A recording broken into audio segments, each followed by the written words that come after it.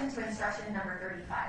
Substitute MDT, Mountain Daylight Time, for MST, Mountain Standard Time. Now the lawyers will argue the case. What is said in arguments is not evidence. It is an opportunity for the lawyers to discuss the evidence and the law as I have instructed you. The state has the right to argue first. The defense may then argue. The state may then reply. State, go ahead.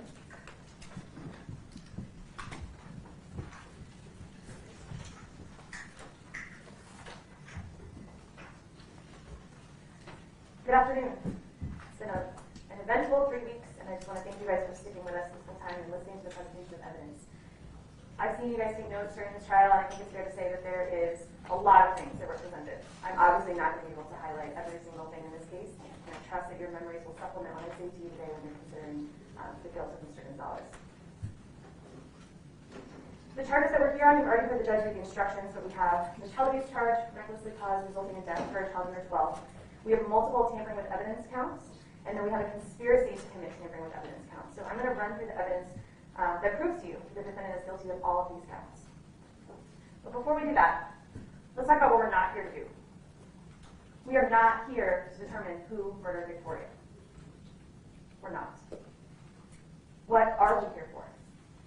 We are here to determine whether the defendant created the situation that led to her death, and if he conspired with Jessica Kelley and tampered with the evidence of Victoria's murder.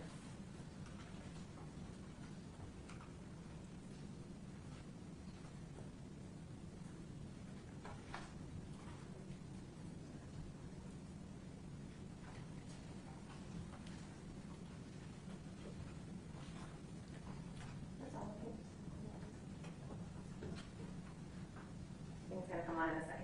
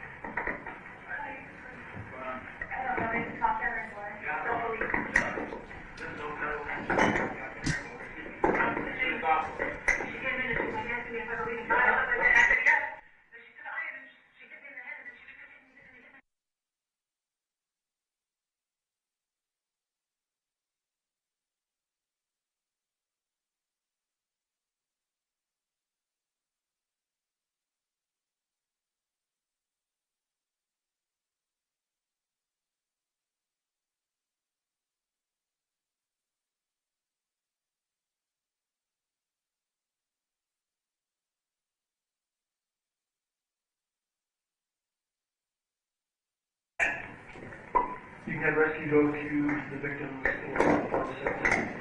We working over there.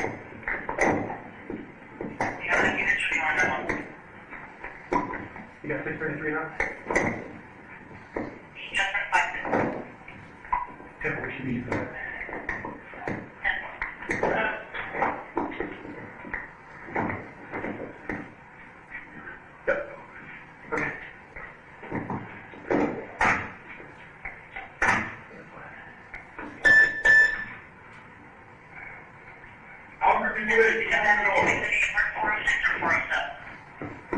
For Jessica, come open the door to the Albuquerque police.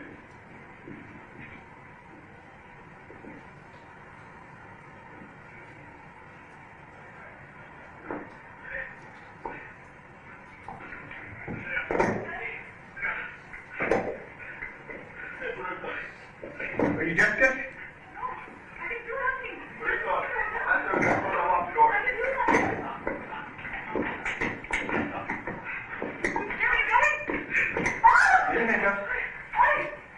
Relax. Stop moving. Stop it.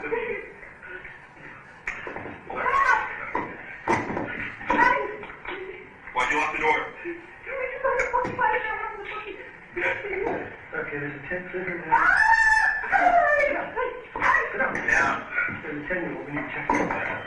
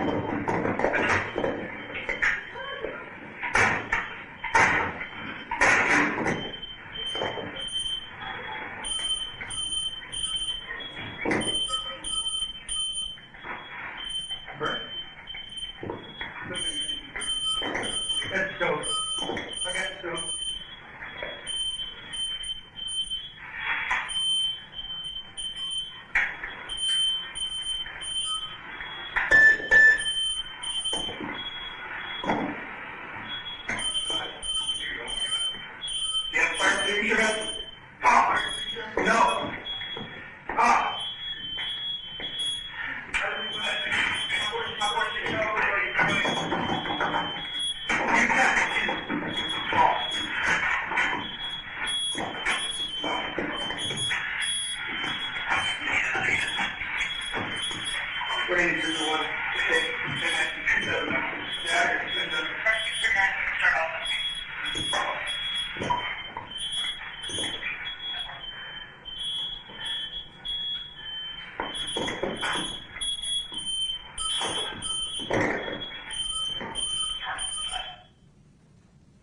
The burden in this case is on the state, and that burden is beyond a reasonable doubt. This is the instruction, as you're going to be given. And what I want you to look at in this instruction is how many times the word reason occurs. The law presumes the defendant to be innocent unless and until you are satisfied beyond a reasonable doubt. This is a common sense standard. This is not beyond all possible doubt. The first count, child abuse with reckless disregard resulting in the death of a child under 12.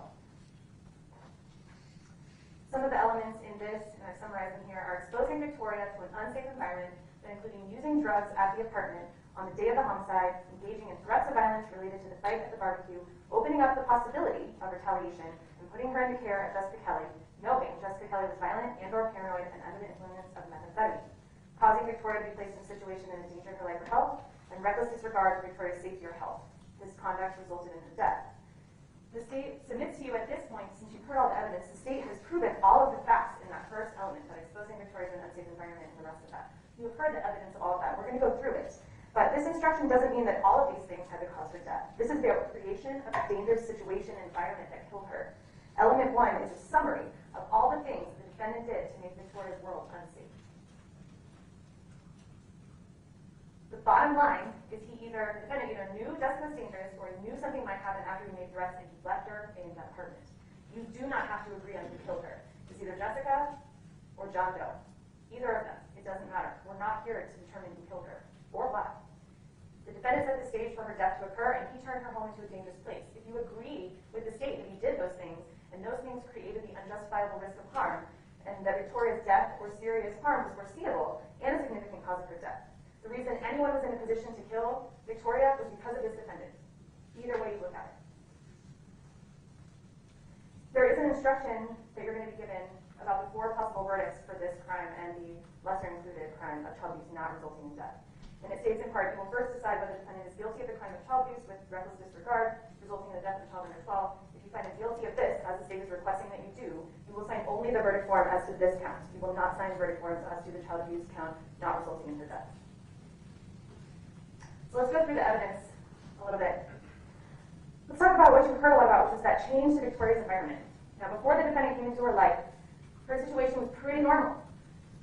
We have emergency contacts on the fridge, some drawings, little things that looks like were bought with her name on it, her mother's name. We have collages in the apartment that her mother put together. Food in the fridge, appropriate. A nice apartment, very clean. And then the defendant meets Michelle in August, and he basically moves right in.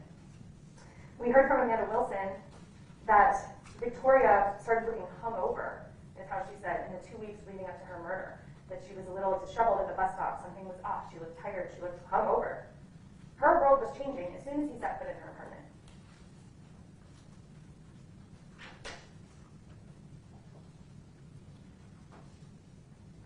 The defendant came in and took over her car. He took over the apartment. You heard witnesses talk about the increase in foot traffic throughout the day when Michelle was at work. That was a next door neighbor who told you that she was in the house with her baby, and she could hear during the day while Michelle was at work, suddenly people are coming and going, and that didn't used to happen. You heard testimony that he bought Victoria a cat, that he moved his cousin, Jessica Kelley, into the house 3 days after she was released from prison, and he knew about her violent past. He said it himself, the day of her murder, how violent she was, and all the things that he knew about that she had done in her past. He rented a room to her without Michelle knowing. And there was testimony of, she was only going to stay a week, but I don't think that's the case. Michelle didn't know about the rent. She didn't pay $50 to stay a week. They had a deal on the side. She was moving in. They were taking over. There was some testimony about Jessica Kelley doing really well the first couple of days. She was doing really, really well. She had a job. Everything was going well. And then she told you what changed everything for her. She told you, I heard it from Fabian in a text. These two became a team. That text was on the 16th of August, and they met up the very next day on the 17th. These two are not distant cousins that don't talk. The two of them immediately start running around together, and you should listen to the voicemail that the defendant left Jessica Kelley on August 20th of 2016. That's in evidence. And I know that everything was a little bit hard to hear, or maybe very hard to hear in this courtroom because of the audio logistics, but you have all these things things in evidence. You're going to be able to play them on. It's going to be a lot clearer. But listen to that voicemail. Listen to his tone talking to his cousin. Hey, call me back. I've got something serious to tell you. I'm not fucking around. Hey, it's too fucking much. These are pals. They're doing stuff together, trying to get a hold of her, something's going on. And then the same day, there's a call from Michelle Kelley in prison where the two of them are meeting up with people together. They're running around town. They're talking to Crystal. They're saying, oh my gosh, we were at Pee-wee's and this is happening and all this stuff is crazy. Crystal Kelley calls the defendant baby. These aren't two people that barely knew each other. They're not shifts passing in the night. He's moving her into his girlfriend of 2 weeks apartment, charging her rent, and now they're using this baby's car to run all over town. He knows Jessica's violent. We talked about that. Your past was like, she was very violent. She was like throwing coffee, both of them money, this and that, okay. That's what he told Sergeant Brown that morning. How violent she was. He wasn't unaware of the situation that he left Victoria in. Detective Lewis testified about how his investigation showed a very normal life, that the change in everything came with the arrival of not only Kelley, the defendant's arrival came with not only change to the environment, but the addition of Jessica. Michelle also knew this was unacceptable, and that's why she's hiding everything from her parents. There's a text message and evidence from Michelle's phone that says, "Babe, before you leave, can you put the stuff in Matthew's room and shut the closet in case my mom goes there?" She testified to you today. She was hiding them in bathrooms when he came by. Jessica Kelley told you she had to hide in a bathroom. Her friend Pauline said that one time she came over to bring cigarettes, and suddenly Fabian's hiding in the bathroom. Michelle knew these people should not be there, and she knew her parents would never approve. And that should tell you a lot. This is what happened right after Jessica Kelley arrives. She's in the master bedroom. She's in the master bedroom of the house that she's paying rent to rent a room out. This is not a respectful situation where you're just renting a room and you stay here. They're in her master bedroom. I won't go over every single day with you, but we'll talk about August 19th, because there's a significant thing that happens August 19th when Jessica Kelley has a guy come over, and that guy knew the address because the defendant gave it to him. This guy comes over to the apartment and has sex with Kelley on the couch in the living room while Victoria and Matthew are in their bed to sleep, and Michelle has no clue. On the 20th, the defendant brings a man that Kelley tells you she thinks was high on heroin up to the apartment to help her move stuff in. And take a look at that photo that we talked about. There's a drug pipe sitting in Michelle's bathroom. There's another one in Victoria's bathroom, in the trash.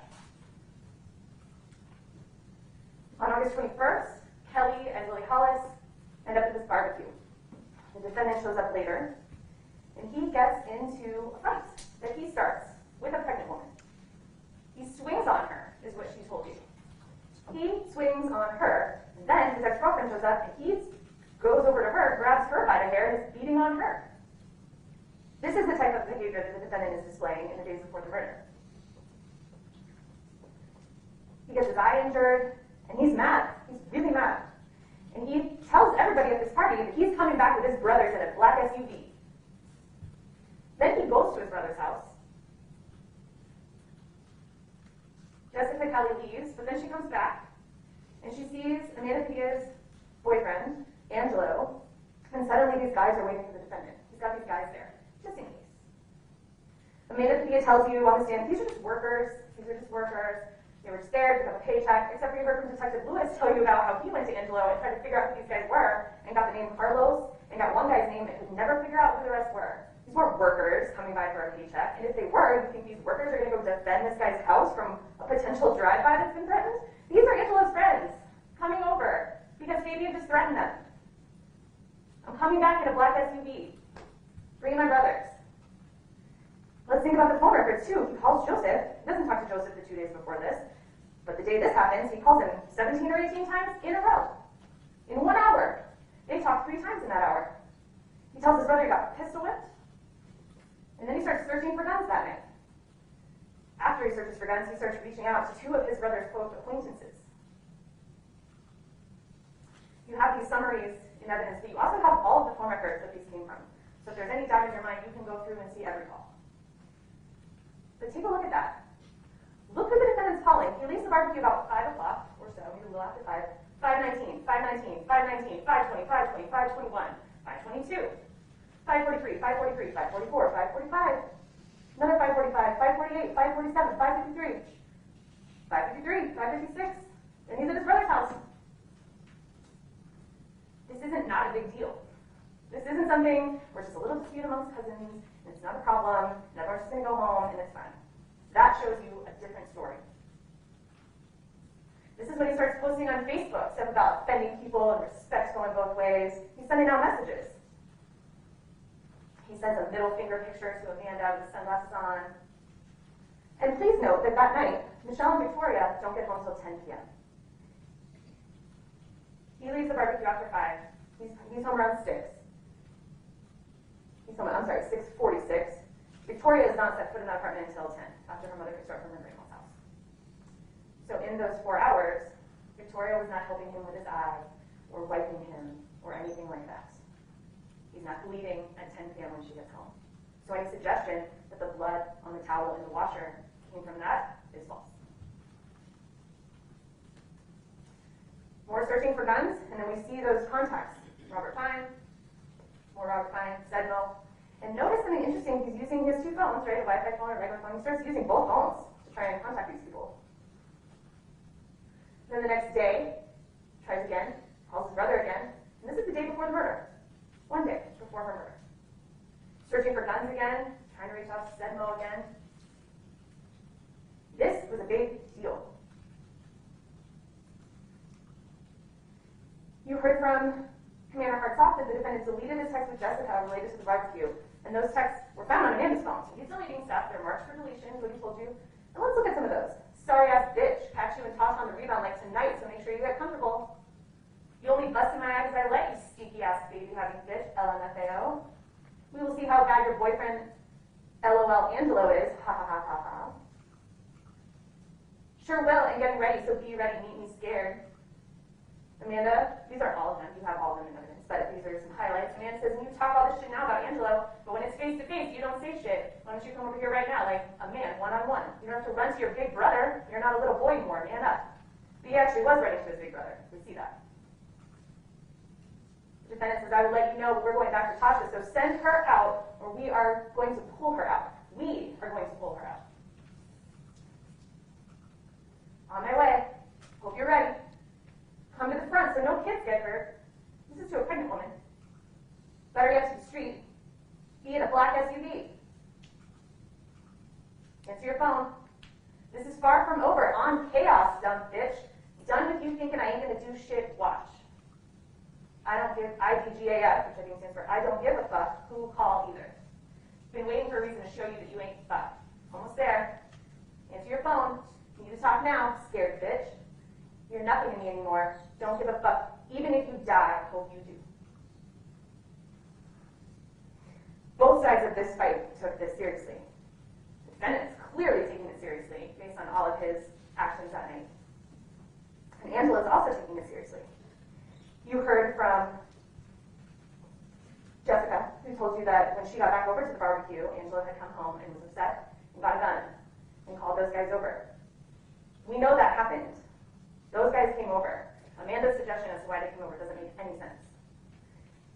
And she even told you they were there for paychecks. They were just going to stand outside just in case. In case of what? If you're not worried, there's no in case. If it's really not a big deal, you're not sending other people out to guard your property, to guard your children, to keep your pregnant wife safe.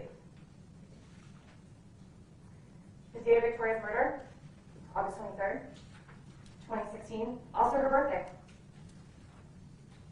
This is supposed to be a big day. Big day where you're with your family and maybe your friends at school. And I think it started out pretty normal. Until she came home. For her, it started out normal at least. For her, everything was pretty normal until she came home and nobody picked her up. Earlier in the night, in the beginning moments of her birthday, 12:33 a.m. on August 23rd, what do we see? We see the defendant doing meth with Jessica Kelley and offering it to Michelle. Hey, babe, you should do a line with us. We know they took meth together. And we heard about Jessica Kelley buying that meth. And there were some suggestions that maybe that was really terrible meth. And then we heard that whatever was in that meth, the defendant was taken too. They're using meth in her bathroom. Jessica Kelley starts telling the defendant she's paranoid and she's scared around 6 a.m. She tells you that morning when they got up, she was freaking out. She starts getting her religious books out. She's going to read these. the questions, and she has the defendant there with her, trying to calm her down. She knows it's not going well. You can see every single page, almost every single page with writing, that is, I believe. At least most of them are in evidence. So you can go read what she was writing while she's sitting on this bed with the defendant. She starts calling her mom. I'm messing up. I need to come home. This is bad. The defendant is fully aware, first thing in the morning on August 23rd, that Jessica Kelley is not okay. But let's hear it from him. Okay. And then so we just see like a while, we're just sitting there, we're sitting and talking here and there, you know, we're trying to this and that, and you know. We're all talking together, they're smoking cigarettes too, you know what I mean? I'm in the room, Michelle and Jessica, yes. And they were smoking cigarettes, I was looking at the cigarette, you know. But then I ended up going out alone too, you know, and I was like, again, I asked Jessica anything too, and she's all, bye, you know. So I was like, okay. And so then after that, you know, like, that's when I went to the bathroom because I was drinking, you know what I mean? I had my bucket from the fireball on the other, so I was drinking. And I used the restroom, and I seen Jessica was getting ready. She was straightening her hair. And she was like saying downward chairs and that. I said, you know what, how do you know that stuff? I saw it. I don't know what the fuck you're doing. Why are you doing that? You know what's going on? Oh, okay, shut up. I never broke out. She's like being hurt. And then after that, she just got getting ready. She gets out of the bathroom. She's like, I need the restroom, okay? And so she leaves the money there, her money that she was trying to give Michelle, okay? And why was she trying to get her money? Okay. Beats me. Okay. And that's when Victoria said, Fabian, give me my money from the thing. I said, your money. And I knew Jessica did, so I said, what do you mean, your money? And who's saying this? Victoria. Okay. So I said, what do you mean? And then she goes, yeah, well, my money. I said, I know I mentioned money, and then like the two Jessica and her right there, and they kind of freaked out. I'm like, I don't know why they're acting weird like that, but they were. And I said, you know what, guys, get away. Come here, Victoria. I said, don't lie to me, okay? Please. I said, who told you to say that this is your money? I told her.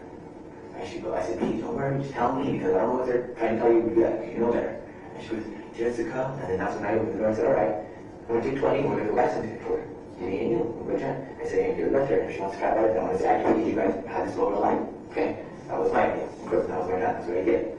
So when I went downstairs, they didn't say nothing about taking the $20 for some reason. And so I said, well, I'm going to go down, because I want to drink a little more in the house, and say, so we'll have a little bit for me in the house, whatever like that. And I'm going to go get a little, I'll back you up. Okay. And that's what I did. I got me that, and I got Victoria also. Okay? So I watched her go on the golf course and Yes, yes. So you go back to the apartment. And you know, whose party day? Michelle's. Okay, the viewer? Okay. And so we go back, and she goes up there, and she's talking, and we're saying, you know, and I go up there, and then I drink a little bit, okay, and then I said, you know what, I'm going to go stop on the street, okay, stop on the street, and stop on the street. Okay. So she came, okay. Who's she? Michelle. Okay. So we went there, and I got, you know, that's when I told her, you don't ever talk about the weed, right, because when you're out on the yard, that's not good to do, you never say yard, anything like that, Yeah. okay. And then so we got back home, and How far does Stevie live?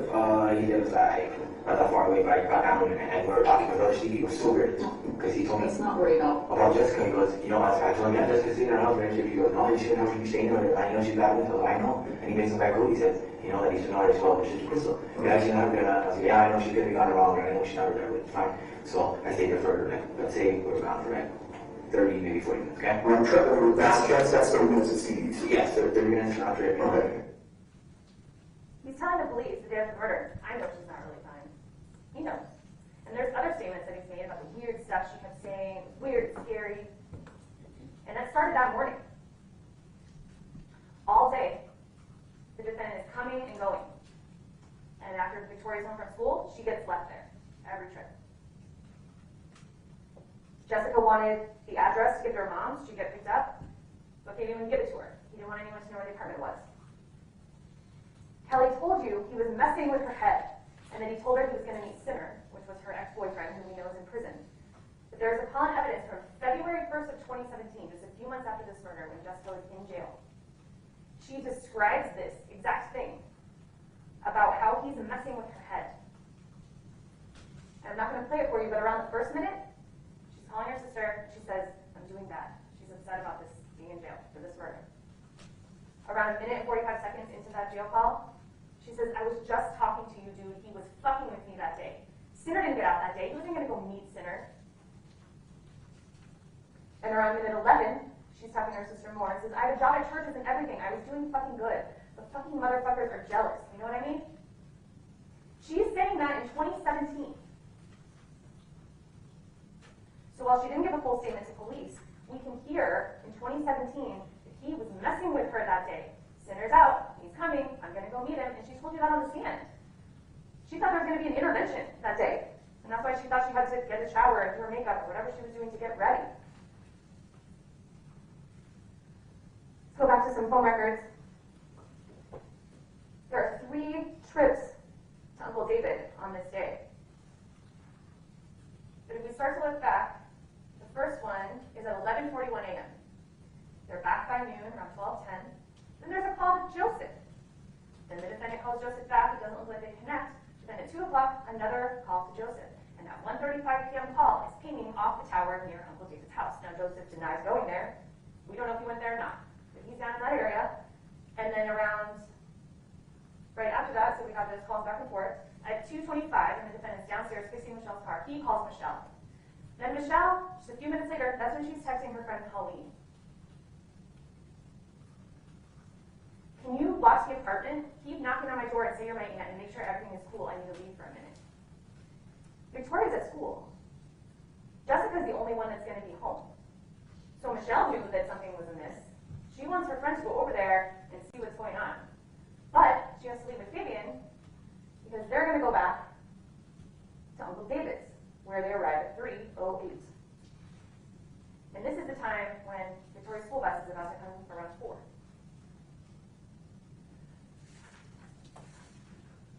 Let's talk about foreseeability. How do you know Victoria was in danger? Well, when the school bus came, there was no one there. Michelle told you on the stand I texted her, and then I called her. That's not in Michelle's phone record. She didn't call Jessica. She texted her twice, and Jessica never responded. Sometime in there, Michelle texts her mom, like, oh, I need backup. Mom, can you get Victoria? Then never mind. And she told you today, she could never mom go over there. She doesn't know what Jessica's doing in the apartment, and Jessica won't answer. She cannot send mom there.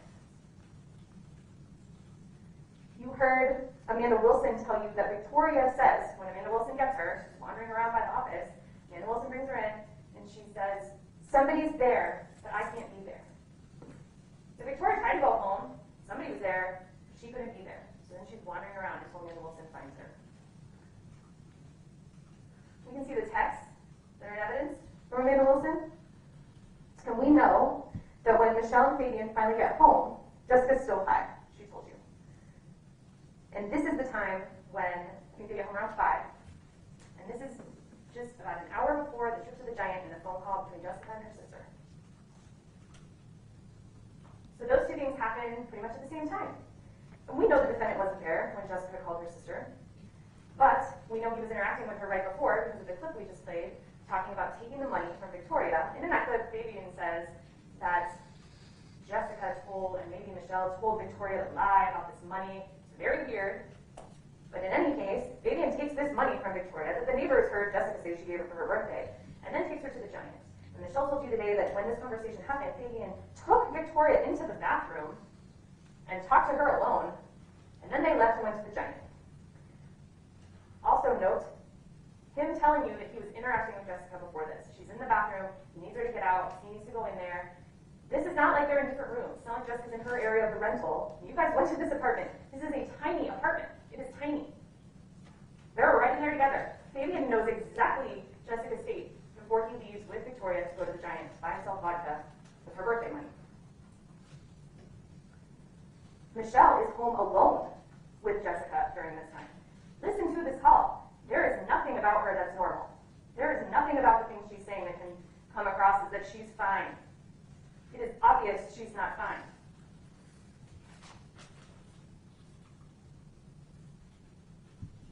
Now you got out from your brothers or uncles or No, uncles.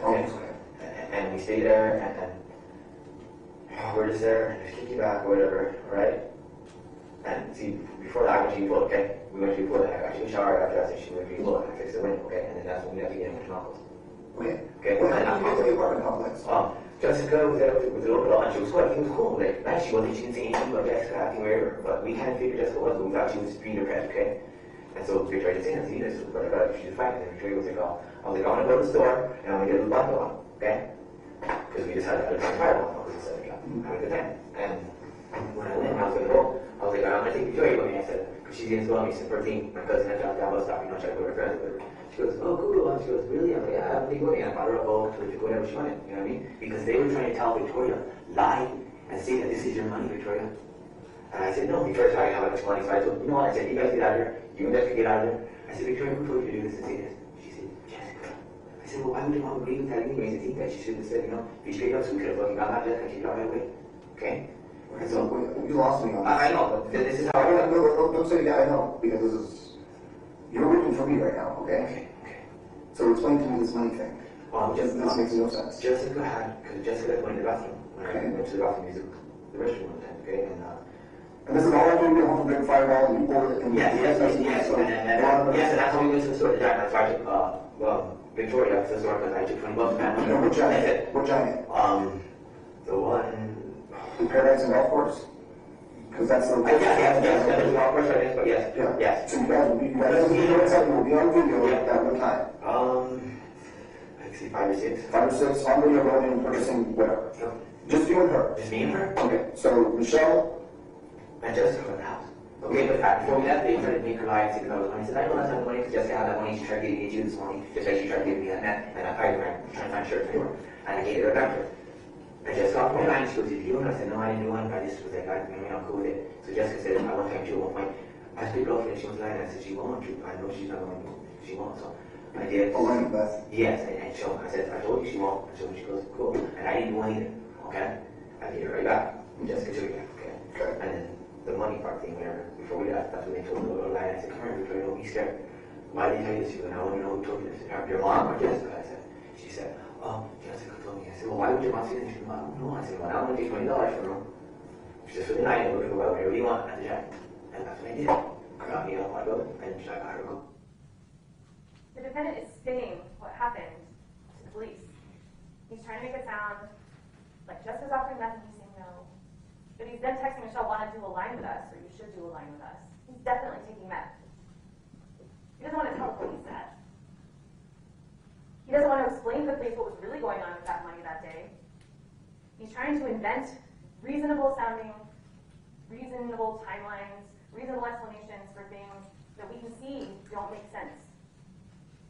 Let's listen to a little bit of Jessica. Hello, this is Rico. CCA, New Mexico Women's Correctional Facility. This conversation proven and measures to accept this phone call first, or to against this phone call first. If you would like to contact and watch your number for receiving calls from this facility, press 6. Thank you for using Security. When we start the conversation.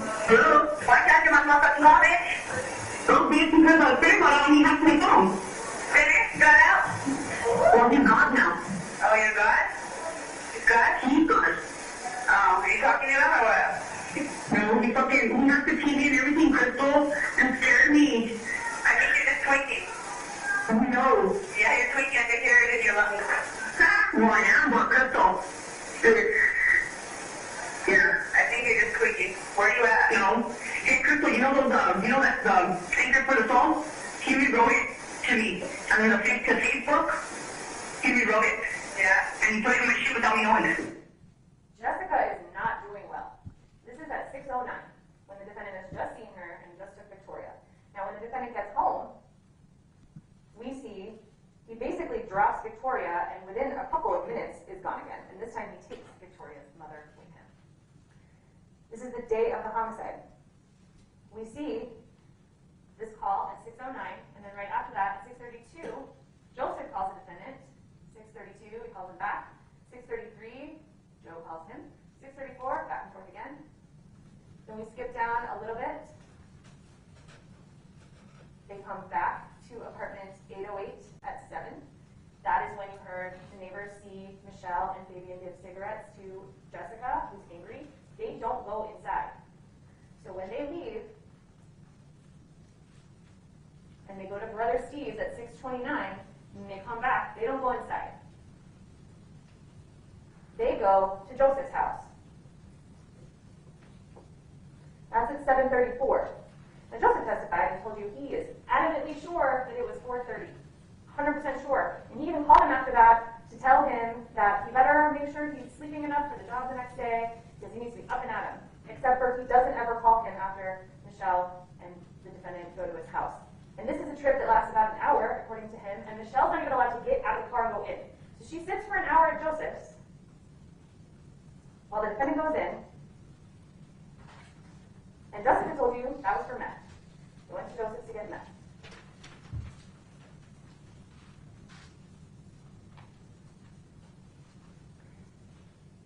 Michelle in the car because he can't have her go in and see his brother giving a meth. He can't have her see that. She can't see that.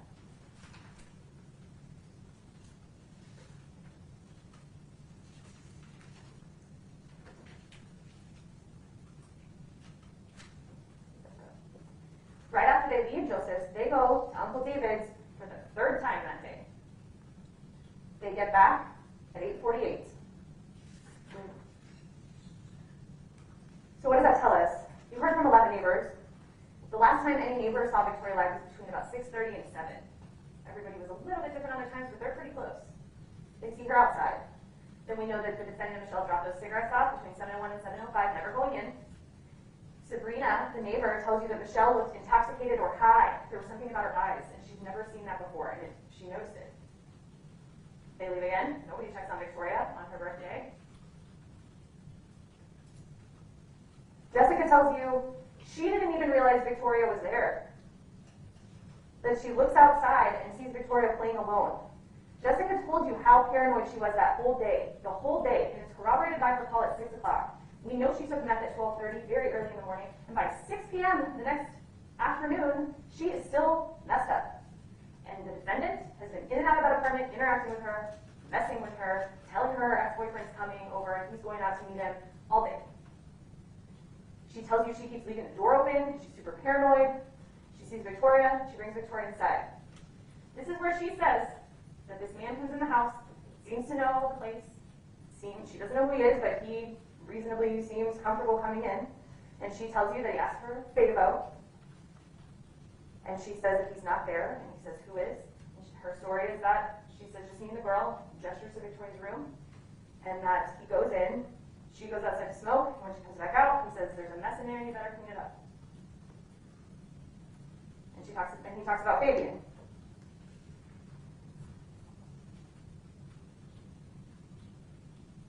Now again, we are not here to decide if this is true. We are not here to figure out who murdered Victoria. We had Detective Lewis work on this case for 2 years, and he told you he can't tell you for sure, one thing or another. He feels confident that there is a John Doe, but that's just it, it's a John Doe. But your job here today is to determine if that defendant set this whole thing in motion, if he created this transformation of Victoria's world into this place where something terrible was going to happen, and it was obvious something was going to happen. Let's talk about DNA. I'm sure during the presentation, there's a lot. There's a lot. And you heard both Rosalind Archuleta and Christina Servideo, the DNA analysts, tell you how much testing there was in this case, just hundreds of tests. So we only went through a little bit of it. But some of the highlights we'll go through.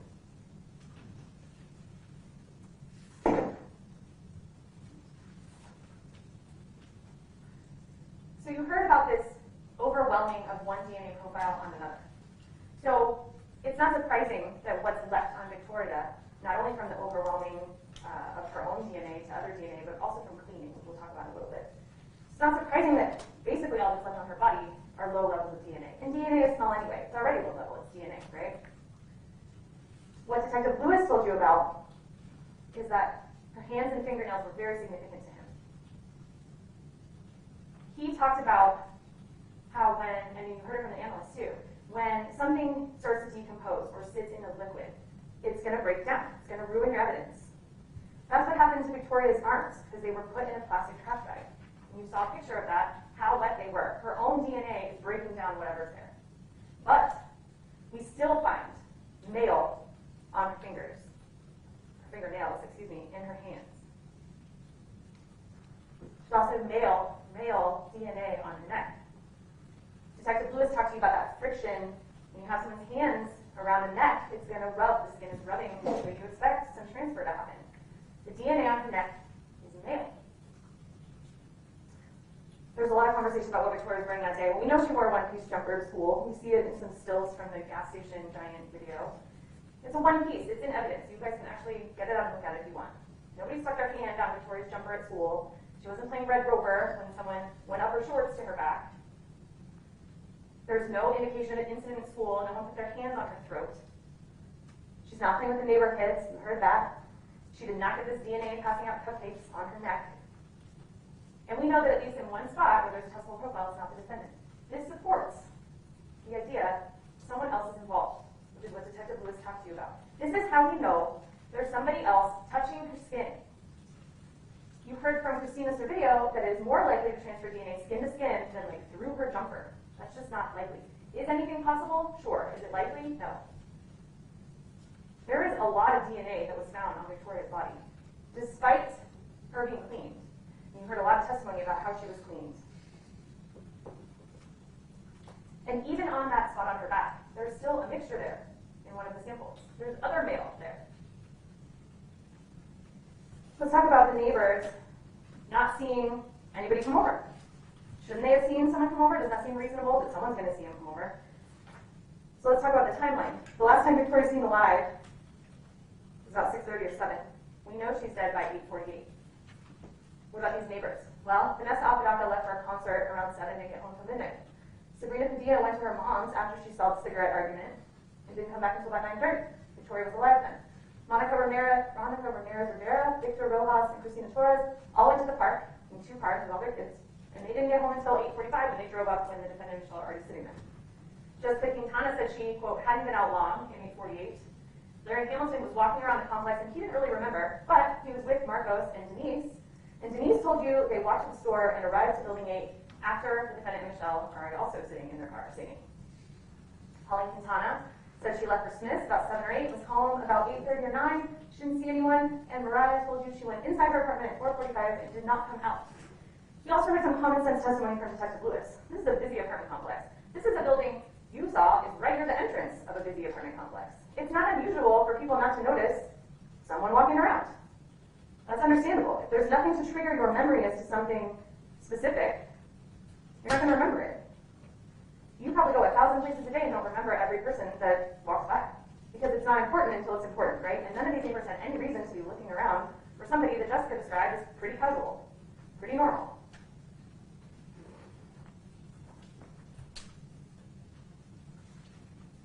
So back to 8:45. Victoria, we know, is deceased and is carried down the stairs. These are all the people that witnessed it. Monica, Victor, Christina, Jessica Quintana, Denise, Larry. The defendant told the police about it. Jessica Kelley admitted that she did it. Now let's talk about what Jessica said happened. She didn't give a full police statement, but we do have some shorter statements from her. Right away, she tells the first responders the name of Jose, some guy in there. When Sergeant Brown goes to the hospital, she tells him to go find the real killer. And there were 3 other people in that apartment with her. Why are they arresting her? You're going to hear calls, and you can listen to calls from her to her mother right after she lands in booking at the jail, just a couple of days after this murder happens. She tells her mom there's nothing she could do. She's covertly recorded in her cell by Detective Lewis a couple years down the line, and when the press conference happened where it was announced that there was a 4th suspect in the case, she expresses, according to Detective Lewis, relief that she can now tell her family. Her plea deal in this case is fixed. She is sentenced. It is done. She's not testifying here to get a better sentence or because she's going to get something from this. There's nothing to get. There's nothing for her to get. Nothing.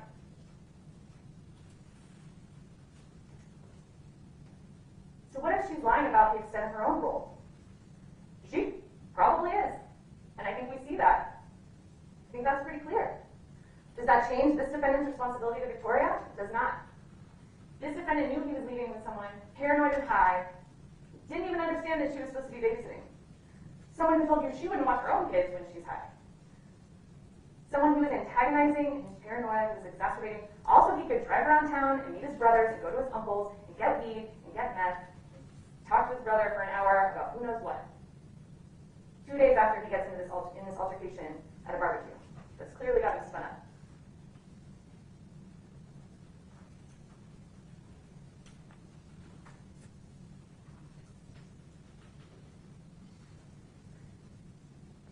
This is just kind of a summary of what we've already talked about. The amount of times, the amount of opportunities the defendant and Michelle had to observe Jessica and chose over and over and over to leave Victoria there. He told Sergeant Brown on scene that Jessica was dangerous and she's an off the edge, off the chain kind of girl. That's what he left Victoria with. You don't have to find, in this case, the defendant specifically knew that Victoria would be strangled. What you're here to find is if he put her in significant harm's way. The defendant knew he called on something dangerous He knew Kelley was dangerous. Michelle was worried about Kelley. That's why she's texting neighbors to go check on her house when Jessica's there alone. David, but I read too much about his brothers and he's fucking called on fucking something that you don't even know he's doing. If it wasn't for me, he would be dead too. That's Jessica in booking. Fabian called on something. He brags too much about the shit his brothers do. If it wasn't for me, he'd be dead too.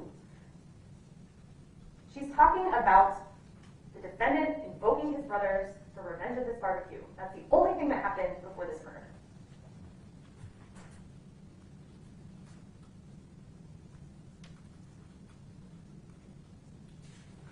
Let's talk about after 8:48. So really when you're evaluating this evidence, you can almost split it in half. Everything before 8:48 on August 23rd of 2016 shows you that the defendant is guilty of child abuse. Everything after 8:48 shows you that he's guilty of all of those tampering counts and the conspiracy charge. So let's talk about that. He's charged with tampering with his own socks, with the underwear and the jumper belonging to Victoria found in the trash can in 808, with removing her arms, washing towels, cleaning the carpet, hiding or placing Victoria's organs, washing the knives, and washing the knives. So let's talk about this instruction. So this is sort of what we talked about in voir dire, sort of the bank robber situation. Can you be guilty of a crime if you didn't physically do it? And you can. That's the accessory instruction. The defendant may be found guilty of a crime even though he himself did not do the acts constituting a crime if the state proves to your satisfaction beyond a reasonable doubt that he intended the crime to be committed, the crime was committed, and the defendant helped, encouraged, or caused the crime to be committed. So in the context of looking at this tampering, we have to think about what we know about the scene, and we're going to go into that. But if Jessica and the defendant are working together, she does one thing and he cleans another thing, they're both guilty of those crimes, both of them. So even if the defendant didn't get on his hands and knees and clean the carpet, he's helping or encouraging, he's guilty. If he cleaned the knives and Jessica Kelley wasn't in, they're both guilty. This is one of those collaborative type of things that the law says they're both guilty if they're doing it together. They're encouraging, helping, causing those things to happen. And that's how all those tampering counts really go. Because if we look at it, the only two people that really know what went down are the defendant and Jessica. So we have to look at the evidence, and it shows it's a collaborative job. So what do we know about Victoria coming down the stairs? We know she's not dismembered. We heard Detective Lewis talk about if there had been any of that done to her, he would have expected bloodletting, he would have expected different evidence, right? Somebody would have seen something different about her. We have neighbors describing seeing her arms kind of flop. We have people talking about her legs. That didn't happen. There's zero evidence that she's dismembered before she comes downstairs. So that means that all of that happened after the defendant is inside the apartment. Let's talk about what we know happened when the defendant and Jessica and Michelle are the only three in that apartment. Someone selected knives from the kitchen. Trash bags were retrieved from under the sink where we see the box. Her clothes are taken off. Her clothes are thrown away. School clothes are thrown away in the kitchen. Her arms are cut off. Her leg, they try to cut her leg off. Her sternum is removed. Her heart is removed. Part of her liver is removed. Her arms and her sternum and her heart and her liver go into trash bags that were retrieved from the kitchen. Then those bags go into the orange laundry hamper that came from Victoria's room, and that gets moved into the living room. Her body is cleaned with the baby wipes, and we see the baby wipes container in her room on the floor. A sheet is retrieved to wrap her body in. She gets moved to the bathtub. The carpet gets cleaned up with trips to the sink in the kitchen where we see the bowl and the sponges. The knives get cleaned and put away. At least one load of laundry is completed. And then we have a what are we going to do discussion between the defendant and Jessica about 1 to 1:30 in the morning. Then there's a fight between all three of them that the neighbors described very clearly as starting and stopping. That fight produces blood from Michelle that's then cleaned from the carpet in front of the dining table.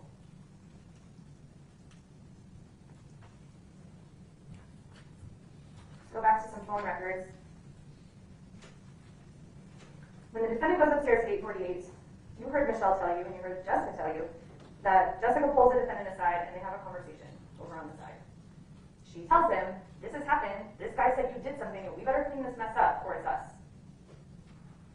That's when when the plan starts. Now we know Jessica said her mom called, and that we see that call at 10:22.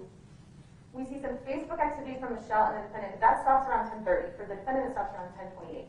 They can't do anything yet. Michelle's still awake. There's nothing, they can't start on anything. So things are as normal as they can be for the moment. At 10:26, you see the defendant start texting his other girlfriend, who he hasn't talked to that whole day, "Get over here now." He wants to get out of there before this starts. It's time to go. And where's he gonna go? The only place that he can go is, "Let's try and get Alicia to come get me." And you see those texts. She doesn't answer him at all. And he's angry. And you can tell. It's your mind. Don't think it, go through them. He's aggressive. "Get over here now." And she knows where he is because she's been there before. She testified that she'd been over to that apartment when he changed his shirt a couple days before.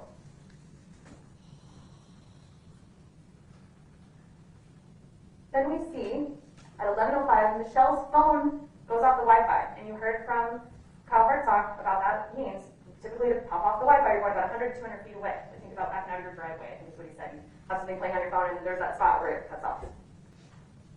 Michelle's phone is outside at 11. The defendant's phone goes off the Wi-Fi at 11:15 and is potentially off the Wi-Fi all the way until 11:59 because he's sitting on that cell tower.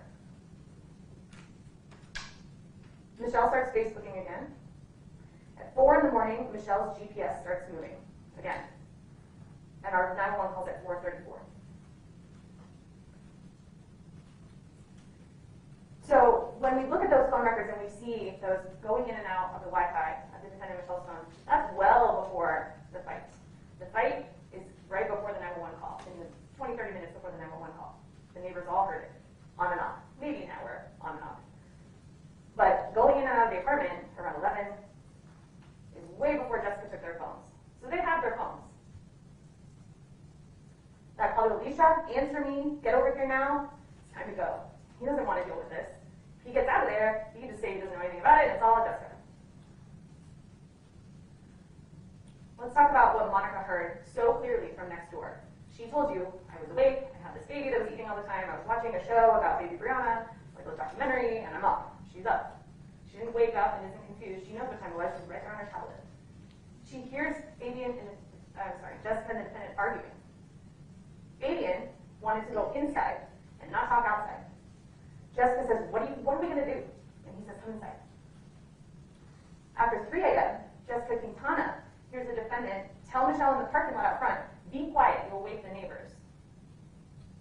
Mariah hears the defendant say when he arrives at 407 that someone was chasing him. And Mariah and Sullivan remember Michelle wiping that blood off her arms. And then you heard about the concern over their phones. "Where's my phone? Remember, she took our phones. Remember, she took our phones." There was some time outside for the defendant and Michelle to talk. The neighbors saw them standing just in front of Building 808. They weren't rushing over to 407. There was some time, but they're talking. You have this giant poster in evidence, but also, I believe, a little one. This kind of shows you where all the significant evidence, or some of the significant evidence in the apartment was. Let's talk about it. How about the defendant's socks? His socks are found in 2 spots. One in the laundry basket on top of Victoria's arms and organs, and the other in apartment 407, where he took them off and threw them away, or it off, I should say. But we know those are his socks. They're a pair. His DNA is in them. No one else was wearing them. And he took them off at 2 different times for 2 different reasons. The one in the basket has a piece of Victoria's flesh on it, on the top of it. So we've got to take that one off, and it's got to go out, because it appears they're getting ready to take stuff out of this apartment. And it also appears, and we'll talk about it a little more, that stuff was probably already taken out. So that sock on top of that, it's got to take off. It's got stuff on it. It's got to get that off. He keeps wearing the other one. I don't know for how long. No one knows for how long. Maybe it was just before the fight. But he's wearing it when he runs out, and is outside with Michelle, and then goes over to call 911. Asks Scott to call 911. So he takes that one off and throws it away. Now, he doesn't know what evidence could be on the sock that he throws away in 407. All he knows, he better get those off and get those gone, because they may have something showing he was involved in Victoria's dismemberment or the cleanup. He just wants them gone. Victoria's clothing. This is what's found in the trash can in 808.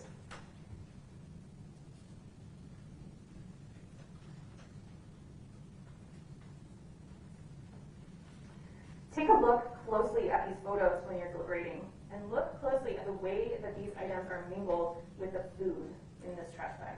You heard Detective Pizano talk about the layered sort of taking things apart when they have something like a trash can. You take the first layer off, and then the second layer, and then once they kind of get to the bottom, they will kind of dump it and look. But when we get to layer 2, which is that picture on the right, you can see this jumper is mingled with rice and lettuce and food consistent with tacos, which suggests that it went in there around the time dinner's getting cleaned up. Or made, even. The defendant's prints are located on this mop found on the balcony. Mops are used for cleaning. You heard Michelle say today that she'd never seen the defendant mop her floor. She never asked him to mop her floor. Both of his hands are on that mop. There's a big job to clean up in that apartment. This mop came out because they needed to clean the floor.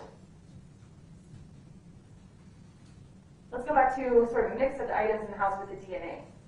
There's a lot of cleanup items with male DNA. Let's just think again, the only male in the house during the cleanup is the defendant. There's towels in the washer with male. The wipes container has male. The knives both have male. The purple Disney comforter on top of the dryer has male DNA. The blanket around her body, it's actually a sheet, but I think it's been referred to as a blanket here and there. It's wrapped around her body, also has male. The garbage bag wrapped around her body has male. The garbage bag containing her organs and arms has male, and the garbage bag under that one in the bottom of the orange basket also has male DNA on it. Let's talk about these garbage bags. These are important. These are in a roll in a box under the sink.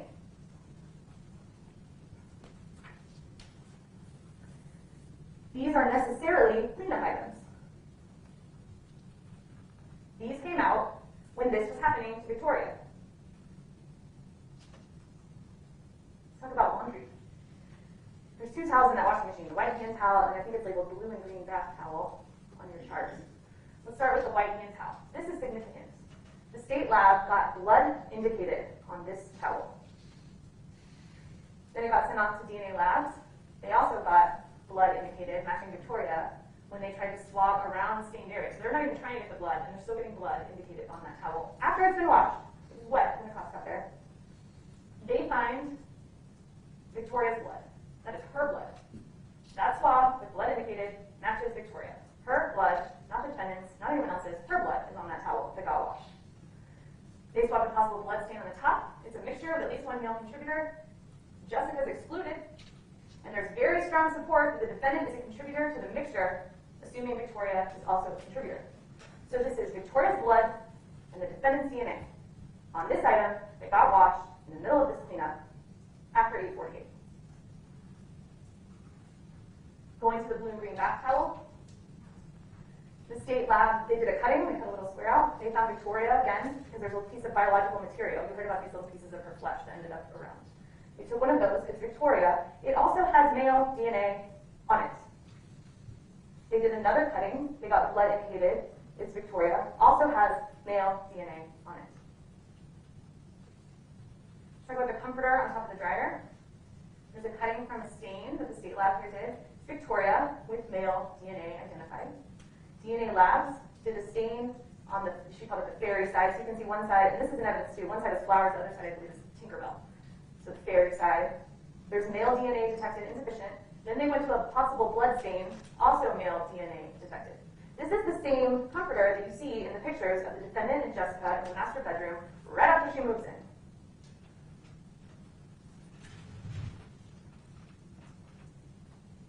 Consider the timing of this load of laundry. This had to happen after Victoria's cut up. Her blood on it. The only reason to do a load of laundry in the middle of the night, in the middle of a crime scene, is to try and wash away the evidence. They're in there by themselves. Those are significant things. I don't know about you, but when I do a load of laundry with 1 or 2 things, it's because there's like a specific reason I need that thing cleaned right now versus waiting for the rest of the load. These things needed to be cleaned right away because they were covered with Victoria's flesh and blood and DNA, and the defendant's DNA. That white towel tells you everything you need to know about the defendant's role in cleaning up that apartment. Her blood, his DNA.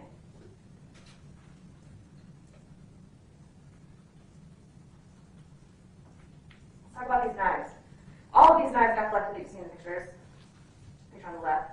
And 2 of them yielded some results. That knife on your top right is 1834F. When you look at that knife, you can see flesh and blood at the hilt, right where the blade meets the handle. You can see it. The other knife has, pull the results up for you guys. So 1834F and 1834A. So 1834F, the one with the saw handle, that sample from the blade matches Victoria, and the handle has male on it. 1834A, I'm sorry, I have these swapped. 1834F is the littler one. 1834A has possible biological material with Victoria and male DNA. So on the little knife, we have Victoria on the blade and male on the handle, and on the big knife, we have Victoria's biological material at the hilt and human DNA, male DNA also there.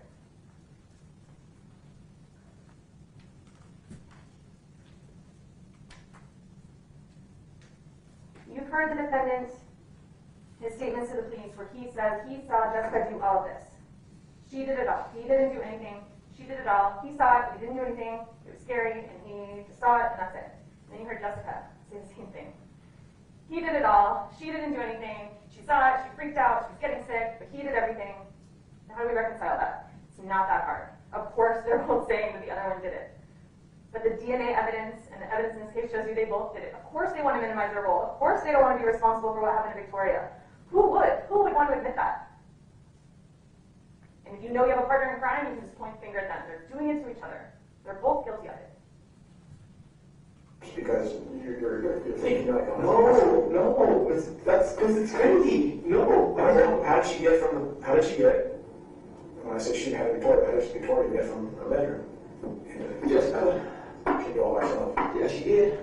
Yeah, she did. Yes, she did. So what did she do? She probably told us to be quiet and fuck, we're gonna get killed because something about her and you know her, she will make it right and it's just gonna be alright. You know what I mean? This next scene, weird shit, really scary shit. And then that's when she started doing that and I didn't do anything about it. I was scared. I was frozen. It was scary. So what did she do with the laptops? I don't even know what she did. I don't know what she did. You know what she did with them? You know what she put it on? Come on. Well, she said, alright, I'm gonna put it in the bag. And I was like, whoa, what the hell? I guess. So. And you know where she put that? Come on, dude. No, you didn't leave. We got witnesses. We know that. We know you were there. I don't know where she put exactly the bag. I just know she just did that. I know she put what? What did she do? I don't know what she was doing there. It was scary. That's crazy. I didn't think about it. I didn't do it. But I know she was doing that. Let's talk about Victoria's body.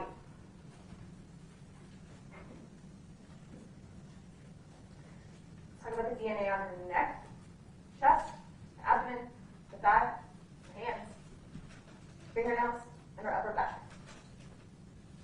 All of these swabs from all mine have Y DNA on them. And we don't know whose DNA it is because it's insufficient.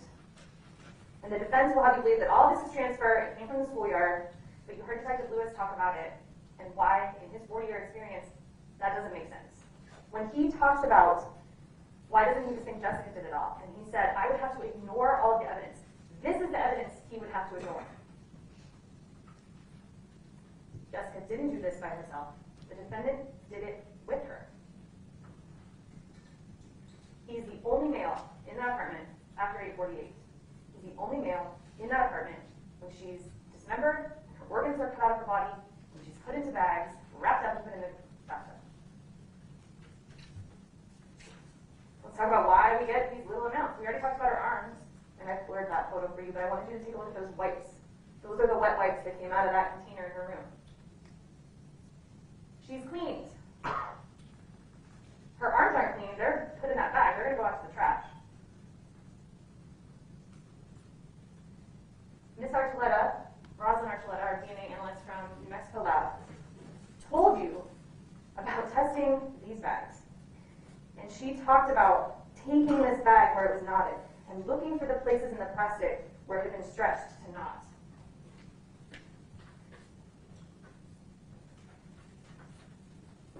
She told you about doing that, and that is so important. Because what did she find there? Male DNA. And who's the only male in the apartment? The defendant. He's the only male that could have put that DNA on that bag. That bag was in a box, on a roll. It's his.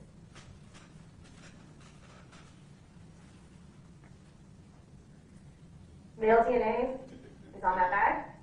Victoria's flesh is on top of his sock. The defendant's DNA is on the inside of that sock, so we know it's his. And let's think about the other places where that flesh is found. It's only found in areas significant to this crime. It's found in her room on a blanket, it's found in the washer, it's found in the sink, and it's found on his sock. It's not just like all over the apartment. He was in that room when she was getting cut up. Let's talk about cleaning up. We've seen the sink. You've heard the descriptions of that water being obviously blood tinged. And B6, that is the drop of blood right in front of that sink that's Victoria's blood. The rest of the blood all through the kitchen is Michelle's blood from the fight. So B6 is a drop that got missed. And it's Victoria's blood. And it's right in front of the sink where we see the sponges and the bowl and that bloody water from the cleanup of the carpet.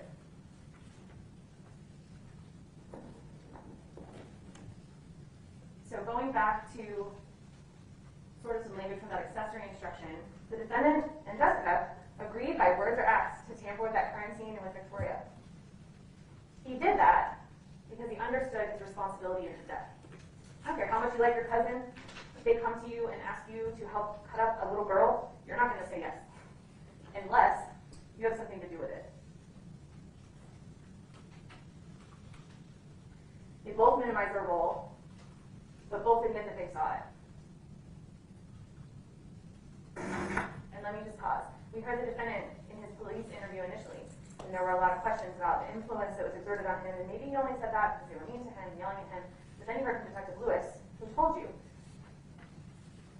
that on October 23rd of 2017, the defendant told him again. I didn't kill her because of her. I just remember I seen Jessica doing it all trying to be out here and stop it. And she was trying to hit me, telling me, stop me out. What did you see Jessica do? She was just like trying to get rid of Victoria. Her body. He said it again, with his lawyer there, with the detective there. He said it again. Now he's still blaming Jessica, because of course he is. Cleanup is what made this crime difficult for the investigators. The cleanup is extensive, it's huge. It took hours. I don't know if anyone spilled wine on the carpet. That's a problem. We're talking about a whole carpet filled with a little girl's blood. Liters of it. And we know that there's cleanup and that there's chemicals and hot water used. We see that pot on the stove boiling. You heard Sergeant Brown say he smelled like cleaner, ammonia, kind of cleaner smell when he went in.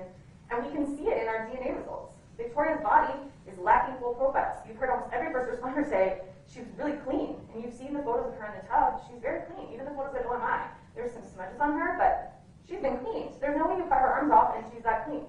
And take her insides out. She was clean. The bloody water in the sink when they took the sample out, didn't even give a presumptive positive for blood at the lab when we can clearly see it's filled with blood and pieces of her flesh. The hands of Jessica Kelley and the defendant are both pretty clean. They don't have anything coming back on them. You'd expect Jessica's admitted to at least holding an arm, right? She's the only one that admits at least touching Victoria. No Victoria on her hands. You heard the defendant say in his interview that he had cleaned his hands before talking to police. You can see places around the apartment that don't make sense. You see the light switch in Victoria's room that's clearly smeared with blood. There's blood in the screw head, in the little crack there where you put your screwdriver. That didn't come back as blood. Nothing was found. No DNA found. There's places you would expect fingerprints to be, like on the handles of that laundry basket, where there's nothing. There's no prints on the knives. There's no fingerprints on the knife that has Victoria's flesh on it, because it was clean. And that wipes container that we know was used because we see the wipes in the bag of her arms, no prints on that. Let's talk about knowledge. The defendant and Michelle both knew Victoria was dead when they ran out that morning, talked amongst themselves, and then went to the spouse to tell 911. Let's consider how we know that. B13. That is the northwest bedroom door frame. That's Victoria's door frame. Has blood on it. It's Michelle's blood. And there's male DNA. That's Fabian. So we know the fight went to her doorway. And you heard Michelle say today that she ran in there. But we also see the defendant's DNA in that swab. So he's there too. We have B17, that's the inside of her door, so her door opens, if you walk into her room, her door opens to the left. That smudge is on that edge of the door. Someone's in her room, or at least touching her door. That is blood indicated. It's Michelle with the defendant as well. B18 is that wall, so when you walk in to go to the bathroom would be straight ahead, Victoria's room to your left, little brother's room to your right. We have another blood spot with male DNA and a mixture, and that's Michelle's blood. B16 is that light switch inside Victoria's room, right when you walk in, it's on the right. Blood indicated, no human DNA detected, consistent with cleaning, that's what we just talked about. So what does this mean? This means that during the fight, when Michelle's bleeding, she's right there. The defendant is right there. This apartment is tiny. Victoria was right there in the bathtub. They were talking to each other. What were we going to say? The plan was to get rid of Victoria. We're going to get rid of her. We're going to cut her up. We're going to get her out. We're going to get all this stuff out. But in the end, Jessica went off the rails, or off the chain, so to speak. She ruined the plan. She got mad. She lost her mind. She lost her temper. She got angry.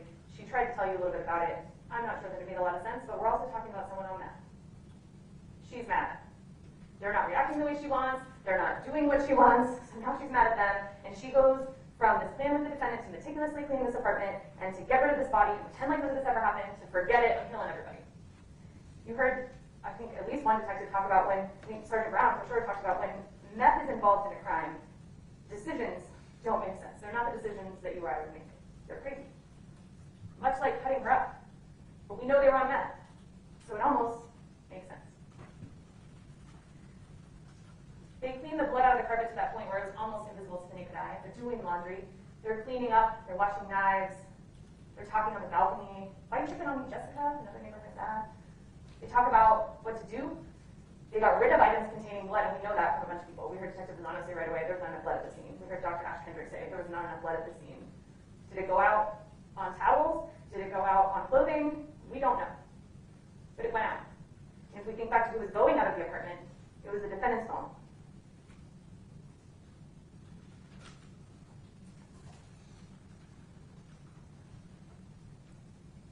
B1 is this first blood drop at the scene, right outside the door, front door. You heard Detective Lozano talk about that's a passive drop. That's someone standing still, bleeding. Michelle's not running out, frantically struggling. If she was doing that, those blood drops would have direction. Those are passive. Fabian telling Michelle, be quiet, you're going to wake the neighbors. Who cares if you're going to wake the neighbors if you're just attacked? You only care if there's a situation and you really don't want to wake up the neighbors. Telling Sullivan Scott and the first responders that Jessica's just a friend, already distancing themselves. She's on her own. We don't know what she's doing. She's just a friend. Michelle corrected him. It's your fucking cousin. Sullivan Scott told you Fabian was scratching his arms and paranoid when he got to the house, to 407. He also told you that they smelled like meth, and that he knows that because he had an uncle that used to smoke meth, and he's familiar with the way that smells. The defendant and Jessica were up all night, taking meth, cleaning this up, coming up with this plan. Somehow it goes off the rails. Michelle comes into it at some point, and everything goes haywire. It's a fight. Who's Jessica? Is your friend? Yeah. Okay. That's the defendant. Who's Jessica? Just a friend? Yeah. Another thing that's really important about this case, and how you know they knew she was dead, is that neither of them tried to go back in. Nobody was going back in for Victoria. Except for Sergeant Enyart. He went back in. He didn't know Victoria. You heard him on the stand. He had to go back in. You heard Charlene Benavides say, she was screaming at Michelle, where are the kids? And she said, I was about to run in until my daughter saw the cops and said, don't do that. The fire alarms in this apartment are going on. Michelle and Fabian, sit tight. They're asking where their phones are. Here's my phone. The defendant's reminding her, remember she took our phones? Multiple police told you, detectives from the scene and first responders told you they were asking about each other. They want to talk to each other after they were separated.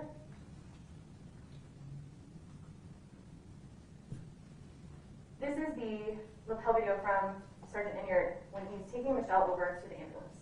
This doesn't seem to have a lot of significance except if you think about it in this context.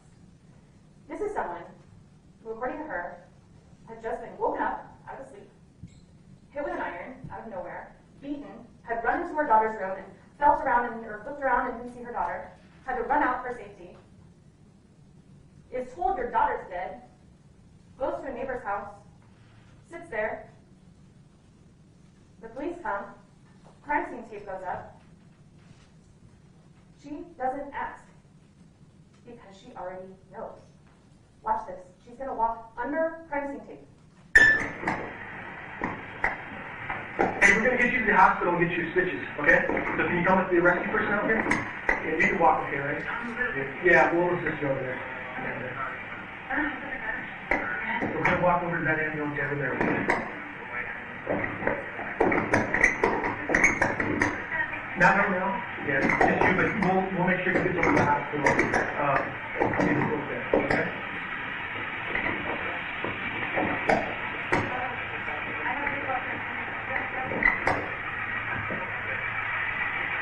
One rush. She says she could be better when she's asked how she's doing. She then asks if Fabian can go with her to the hospital as she's walking under crime scene tape, not knowing, allegedly, what happened to her daughter. She knew what happened to her daughter. She was right there outside the bathroom. She knew. The defendant knew. There's no way they had that fight in that apartment and didn't know. There's no way that the defendant's DNA magically appeared on that towel in the washroom with Victoria's flesh. They knew. It's probably true that Michelle knew a lot later, but both of them knew by the time they got outside. Here's Victoria's body. You drew a silhouette for you. So, and people do this all the time and show us, okay? Show me where Victoria was stabbed. Oh, she was laying down, right? Okay. I was like, you know, and I seen Jessica Kelley, like, I guess she was laying down, she was trying to fuck up Michelle too. Okay. At the same time. And Michelle was in and down, I know. And I was like, right there, my brother was stop, please, stop. You know? Okay. And she was like just stabbing, like, you know. Okay, so show me where the first stab goes. I don't know, like, probably right in the middle or somewhere. Okay, so make a mark where that first stab went with Jessica. This is all crazy. You know what? Let me tell you something. But I'm telling you, like, the first stab was just like, she walked into her and she was like that. So maybe like right here. Do it to the paper, just how she did it. Okay. Stabbing at her, yeah, and she was going bam, like it's not same kind of area. So basically, according to your statement, she should have multiple stab wounds, correct? Well, she should have like a lot of things wrong. You know, Tell me what she should have wrong. she should Because have. you girl, listen, man. All right, she's gonna be examined tomorrow. That's fine. All right, That's fine. but your statement's not jiving because I've already seen her. I saw her. You're pretty messed up, and I know that you know what happened to her. So Yes, and she was trying to. I got the iron, and she was trying to use the iron to pick up her leg. the iron? Yes. And she looked at me, and she was just, and she was just, it was crazy. Oh man. A knife or the iron? She had both, I think. Notably, in this clip, the defendant refers to Victoria as it. He then talks about stabbing in the middle, which was something never suggested to him by detectives in that interview. And you all know, after seeing the autopsy photos, that's exactly where she was stabbed. And you heard Dr. Ashkinder tell you that some of the wounds to her heart and her liver are consistent, potentially, with stabbing downward through that sternum. And you see the damage to her sternum, the cuts to her ribs. That was brutal. That's what he described. And he's blaming it on Jessica, because of course he's blaming it on Jessica. They're both blaming each other. This was Victoria's 10th birthday.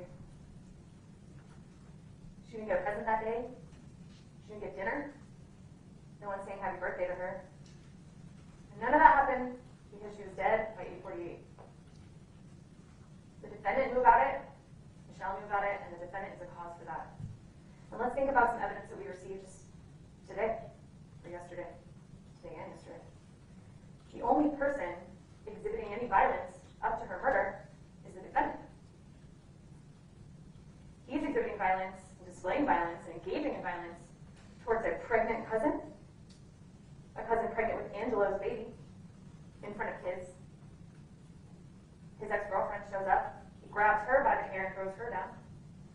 You heard today from Michelle that she was afraid he was going to hit her, or shoot her, or that his brothers might hurt her. Nobody else, including Jessica, displayed violence. Ladies and gentlemen, thank you for listening to my remarks this afternoon.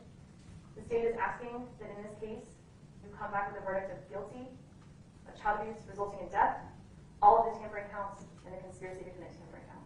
Thank you. All right, thank you. We've been going a while, so I'm going to give the jury a bathroom break, so we'll take a break for 10 minutes. All rise.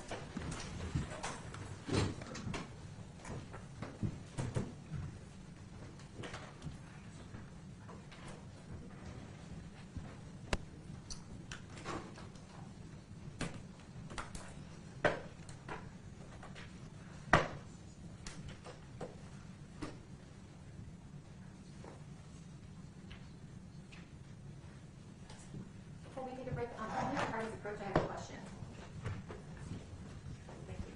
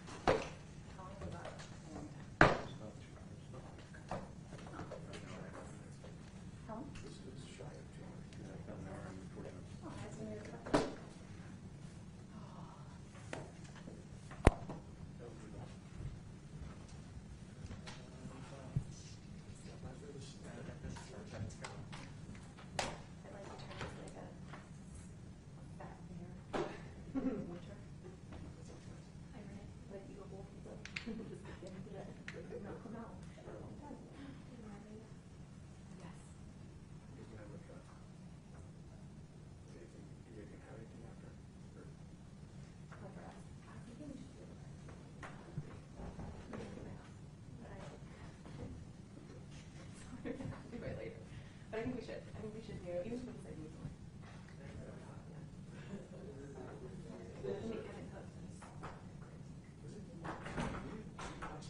Yeah, that's all he does. Everything's smoked. His steaks are like unreal. They're so good. Every time we go to a restaurant.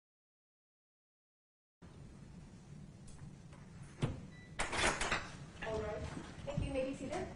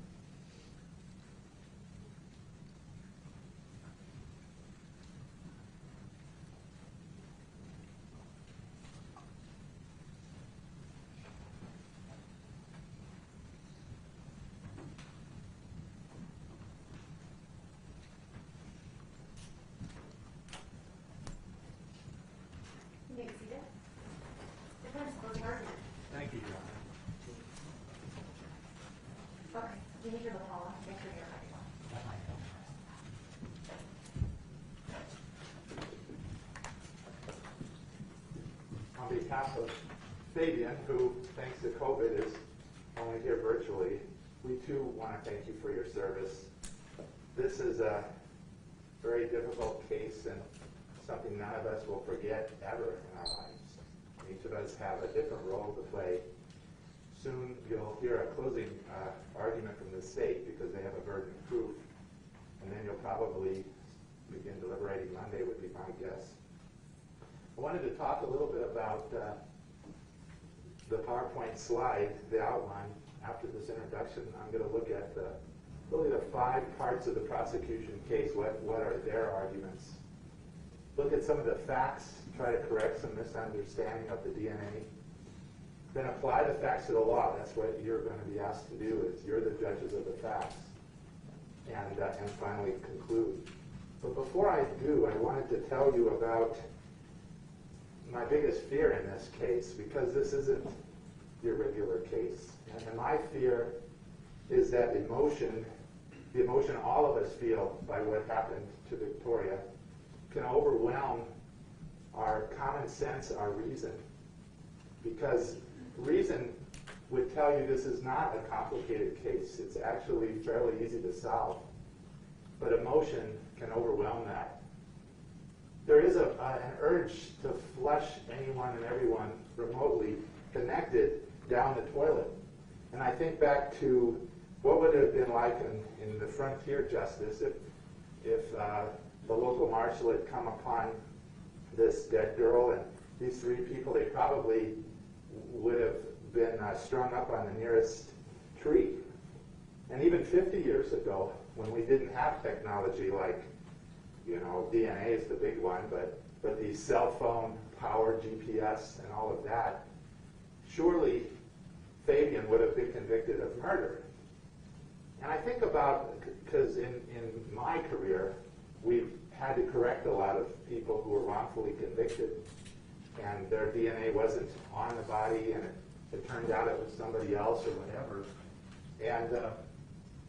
And I think about those jurors and those lawyers and judges. Those were all good people.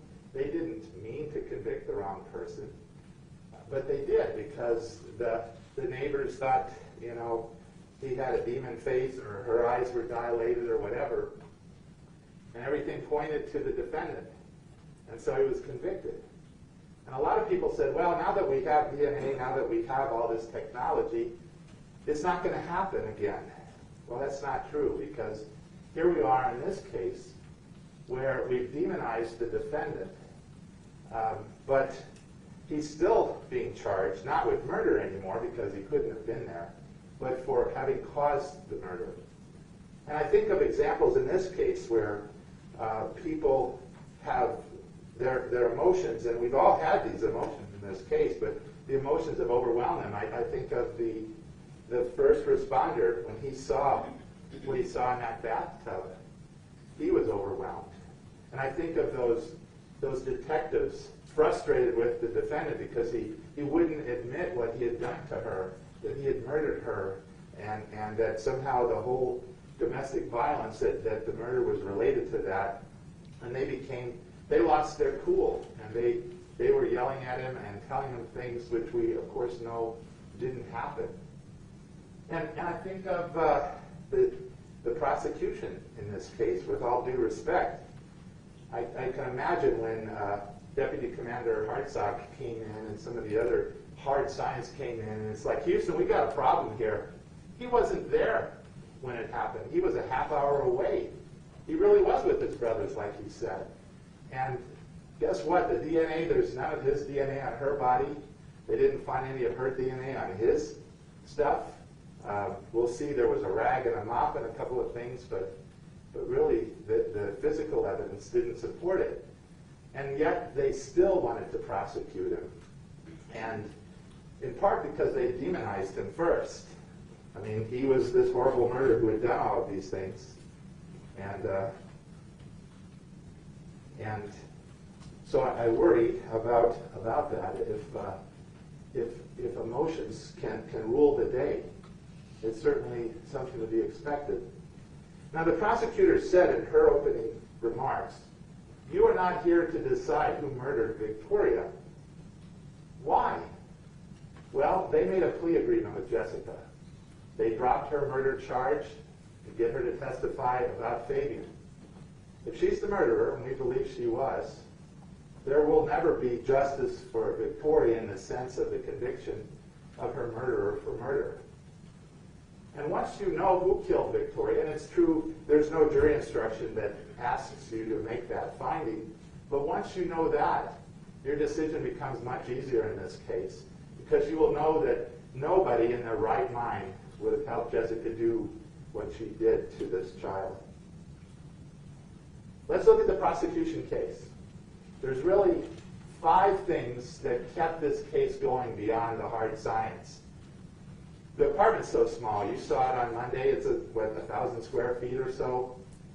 How could anybody not know? They're thinking. Fabian's a bad guy. I mean, we've heard some bad things about him, and we told you in opening, you're not going to like him. It reminds me of, I forgot who said it, but somebody said, a nation will be judged not by how they treat the rich and the famous, but how they treat the least among them.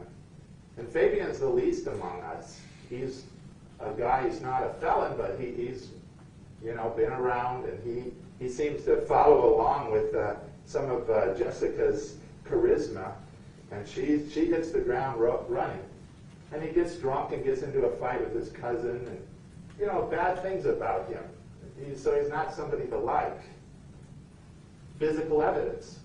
They think that when I asked Detective Lewis, well, could you consider that maybe Jessica did this? And he says, well, you'd have to be blind to all the physical evidence. And we're going to look at that and see that really the physical evidence doesn't support their case at all.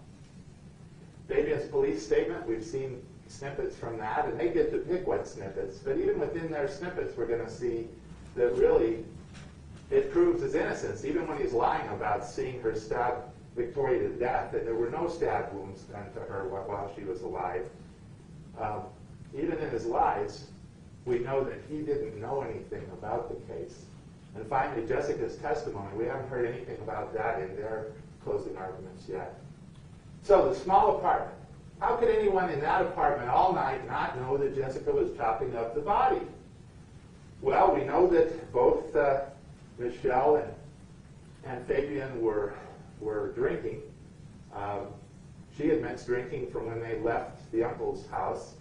I believe a neighbor may have seen a bottle while they were singing, and they were into themselves. And part of the upsettedness is, how could they be so clueless? But let's remember, Victoria's already dead when all of this part's happening. But they're newly together, and there's also some tension between them, and so there's good and bad. They had an argument before there about him smoking weed at his brother Steve's, and they argue a little, and then they sort of have this honeymoon period where they're in the bedroom. But that's one reason why they didn't know. There were 2 TVs on for some of the night. She had her TV on, and the living room TV was still on at 4 a.m. We have a picture, a still from that video that we saw a few minutes ago, where the TV is on. And why would that TV be on at 4 in the morning, if not to prevent both of them from knowing what she's doing? It's not that loud of what she's doing, but just the movements. Michelle never heard the washer dryer buzzer. Fabian's on the porch interrupting the work, or maybe she's waiting for him to fall asleep, but there's still some interaction there. This is an unfinished job. They say this was a pristine and highly organized. No, this is a meth head who wasn't able to complete anything that night. Michelle didn't know, although the state would have you believe she did. They would have you believe that both of these people are actors, and they are pretending when they talk to the police. She's not really dazed from being hit and the loss of blood and this sort of denial where she had been told her child's dead, but she doesn't believe. I mean, that's impossible. That's too horrible to think. And Fabian called the police. And how many people would know that there's a dead body upstairs, and they would go, pounding on doors, and he's responsible somehow for what's up there? Neither one knew. They were clueless. And so the small apartment isn't really evidence of guilt. I talked about him being a bad character. They're out past midnight. Michelle's driving. And yeah, she probably was a little disheveled the next morning. She did make it to school, but it's not a great fact. All those angry texts where he's telling Amanda Padilla, you know, I'm coming over there. And just the fight itself is not very, it doesn't put him in a very good light. He's probably not as bad a character as you might believe, but the facts are the facts here. The state would have you, or Jessica would have you believe he's the trigger to Jessica's addiction, but her actions suggest otherwise. She got her drugs on Sunday night from the twins when she went out with her brother, Willie. He's all texting, and he's mad. He's mad at her, and he's mad at Amanda. He's not her trigger. She hit the ground running. And actually, she was doing really good until she left the barbecue, got her drugs, and then both her and Willie started acting crazy. And one of the big issues, and one of the most closely contested, is did Fabian get high on meth with Jessica on the day of the murder? Well, let's look at some of these things. Talked about Willie. There's no evidence that anyone sold drugs to Fabian. So he's not really the source. We know where the source is. She bought them from the twins. This stuff about being out late on a school night, the fight, none of that caused this murder. They would have you believe that somehow the brother are looking for the gun or all of this. And it kind of reminds me of when the roles are reversed and the defense lawyer is trying to say, well, my client didn't do it. There was this some other guy who did it, and something about a big fight, and that could have happened. And you're saying, well, I don't see how that has any connection to what happened to Victoria. You saw Amanda. She still loves her cousin, and they kind of blew it off. I mean, they were a little concerned, Tip and his workers, but nothing happened. It's just typical Fabian. And you'd have to believe, I mean, why are they retaliating against him? He's the one that got humiliated by a couple of girls beating him up. He wants to be a man, and he didn't, that was a bad thing that happened. Wouldn't he be the one retaliating? It seems like a wild goose chase. Who set us on that chase? Well, sure enough, Jessica is the one that's trying to connect these two because it's about the only thing she can come up with. But there's nothing there. Now, this is the contested issue. Did Fabian get high on meth with Jessica on Tuesday, the day of Victoria's death? Well, Jessica tells us he did. He smoked meth with her after he asked Michelle, hey, you want to do a line with us at just after midnight? Now, remember, Michelle said no. According to Jessica, though, Michelle knew they were smoking meth in both bathrooms, and Fabian left to buy an ounce of meth from his brother. He didn't buy an ounce of meth from his brother. He got a little bowl of pot. We found it. And something, when you think about her putting it in both bathrooms, they've got these two little bowls, one found underneath the cloth and one on the windowsill. She's tying what she knows you will know to her story. But ask yourself, you saw Michelle. You know that she got into a little bit of an argument with the lady downstairs about her smoking, or somebody in her house, and it was coming up into her daughter's. And so they had a little thing. And there was an argument between Fabian and Michelle on the way back. Hey, I can smell pot on you. Don't you talk to me about pot. And they're having that argument. Do you really think for a second that Michelle is okay with them smoking meth in the bathroom, her bathroom, or the kids' bathroom for that matter? No, that is Jessica misleading you in her cunning way. She knows what the evidence is. She knows there's these two pipes. One's probably marijuana. It wasn't of interest to the cops. They didn't test it or anything. It's not related to this case. But she grabs onto that to try to convince you that she's telling the truth.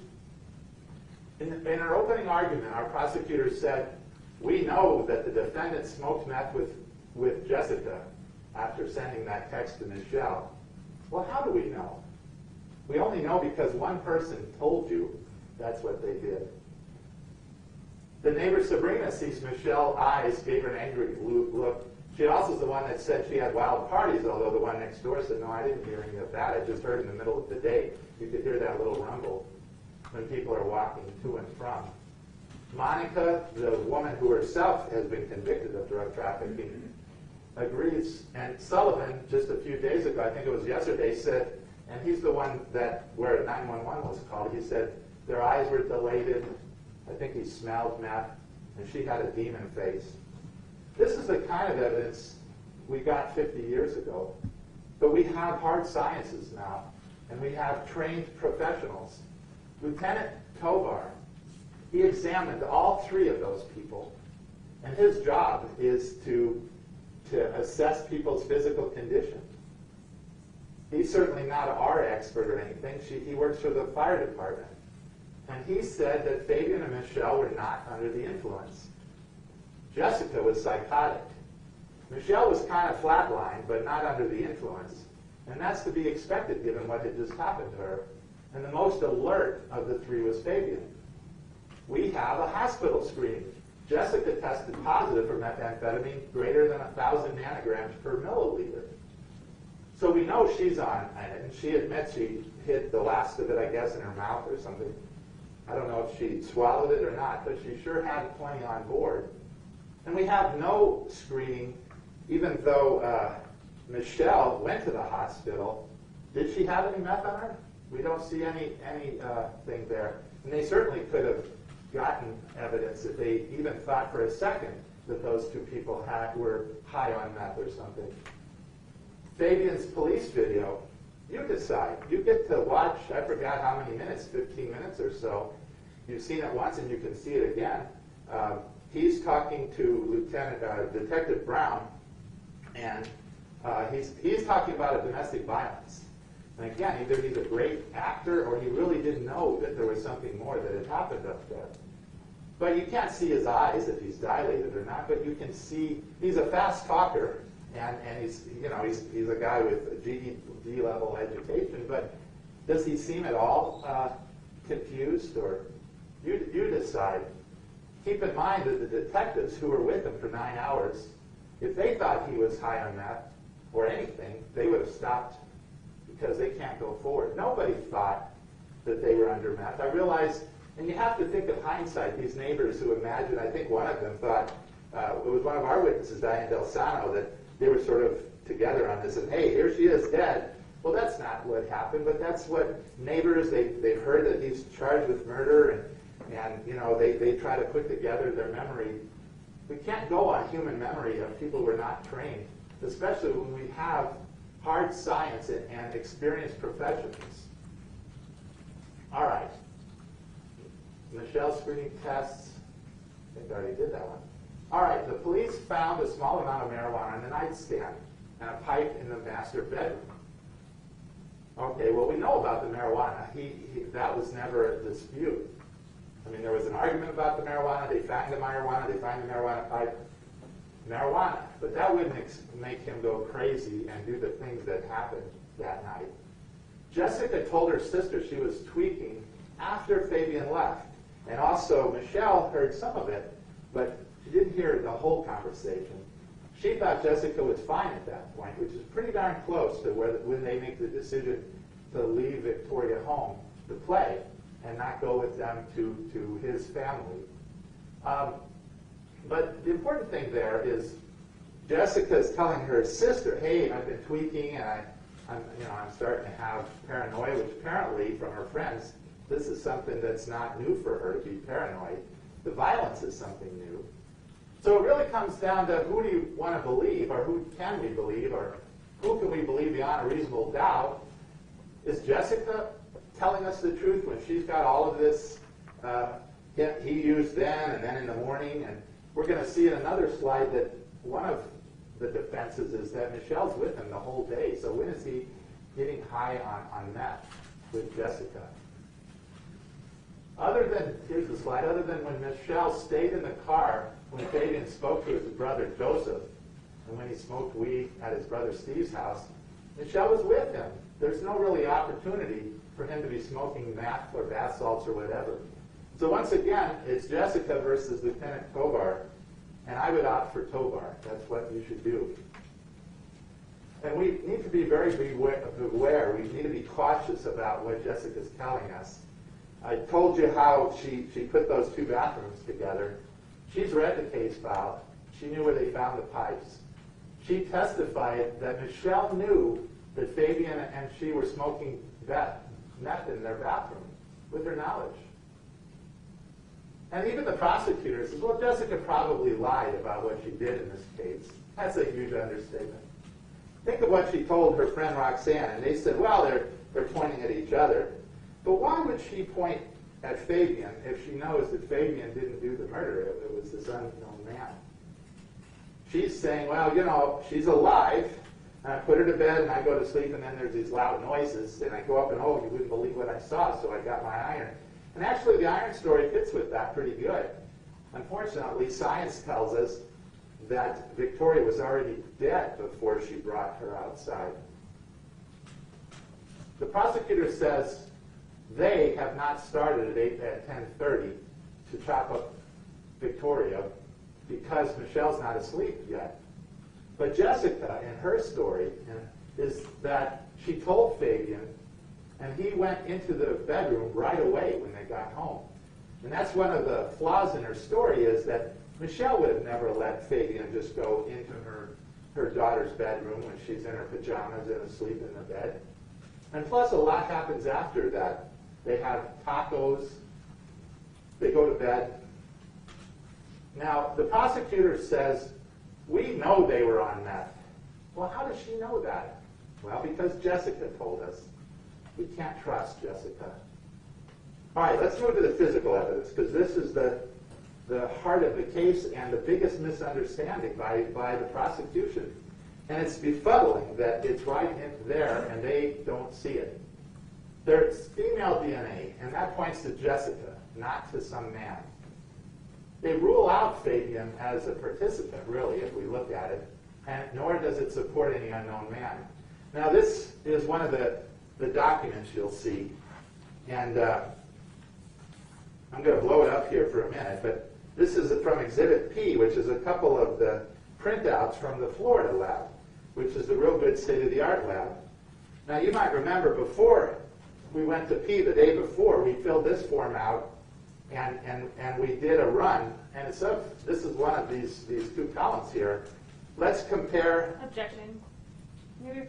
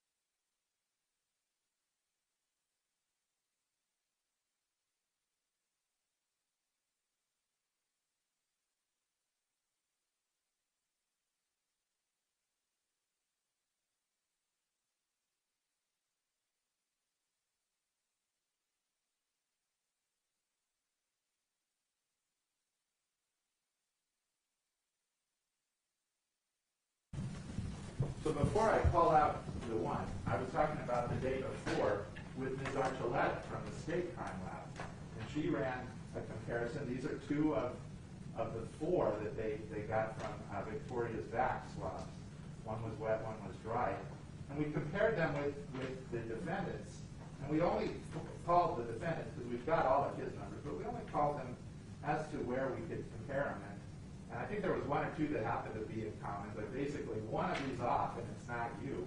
The combination doesn't work.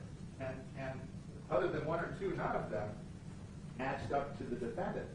So what does that tell you? The only comparable profiles, and there were four of them, are not the defendant. Objection. That misstates evidence, Judge. There weren't four comparable profiles. I'm sorry, what?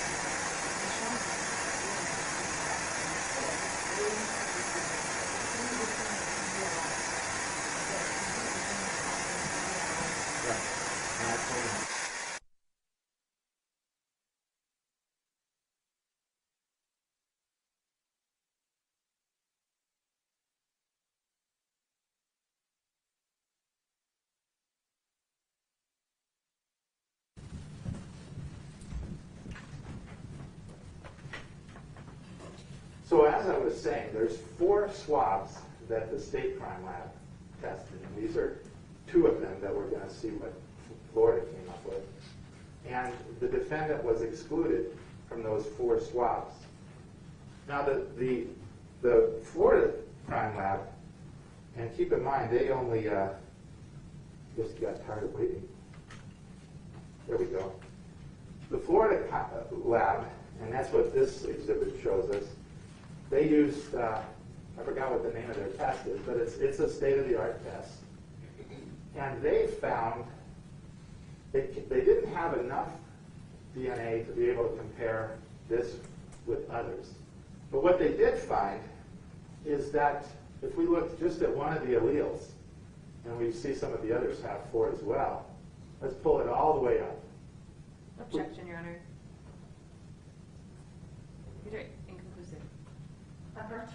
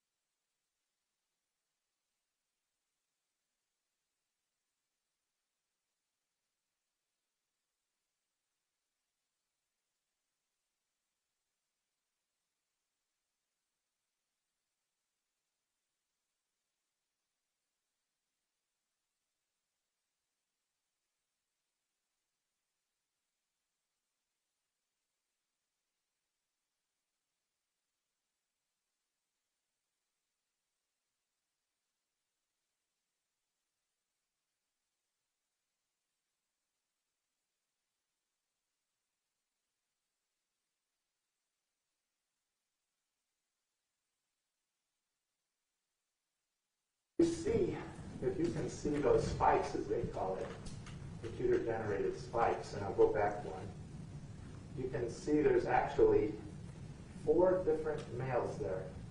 Actually, there's a couple that are below the threshold, but 4 of them. And you can see the amounts. You can see 2 spikes about the same amount, 199 or 198, and then 2 smaller amounts.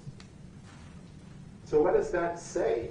It says, if you want to believe the prosecution, there's at least 2 people doing all of these things. 2 people touched 1 billion, I think, of a gram. And we've got 0.0011 male. Well, you just subtract those out, and you see 7.95 is female, 0.001 is male. So 7,235 times more female than male nanograms. For every 1 unit of male, there's 7,000 female. And the others are similar. Some are 4,000, some are, but a huge amount of female DNA and just a little bit of male. Now the district attorney hired the Florida DNA lab, a state-of-the-art lab. They've got sensitive tests. They ran good numbers. They only ran YSTR tests on the body, and that can only find male, the Y DNA. They did not run autosomal tests to identify both male and female. And we were given a couple of reasons, and you decide if you're satisfied. One, well, the New Mexico Crime Lab already ran some autosomals. But think of how much more detail Florida was able to get, even without a complete. We now have their lab saying there's 4 contributors, not 1, which is what the New Mexico lab found is 1 contributor on those 4 swabs. Florida is finding 4 or more people. Shouldn't we have run? If we're going to hire Florida, we should have run some female tests that can identify females. The other reason we were given is, well, Victoria's DNA might overwhelm results, and so you won't see another female. It might. I mean, it's possible if it's a blood-soaked item that all of her female DNA, you'll see the big spike and you won't be able to pull up. But we sure should have tried if we wanted to rule out Jessica as her killer, as that she is on her fingernails and everything. The crime lab, as we said, excluded Fabian from all 4 swabs. So his DNA has not been found on Victoria. Her DNA has not been found on him. The background trace male DNA does not suggest that 2 or more men killed Victoria. And what the problem is, and this is because they felt that there was a man out there, that they retested, 0.0011 male, but not 7 point whatever female. And I guess, on one level you could say, well, we already know that Jessica's involved. She admits to being involved. So you as jurors can still figure this out, but don't be confused by this unknown man. There's no physical evidence of him. This is what's most important in this case, is, well, what ties the defendant to Victoria? The one significant thing is the rag, and you saw it on a coffee table. And indeed, we have evidence. Michelle remembers.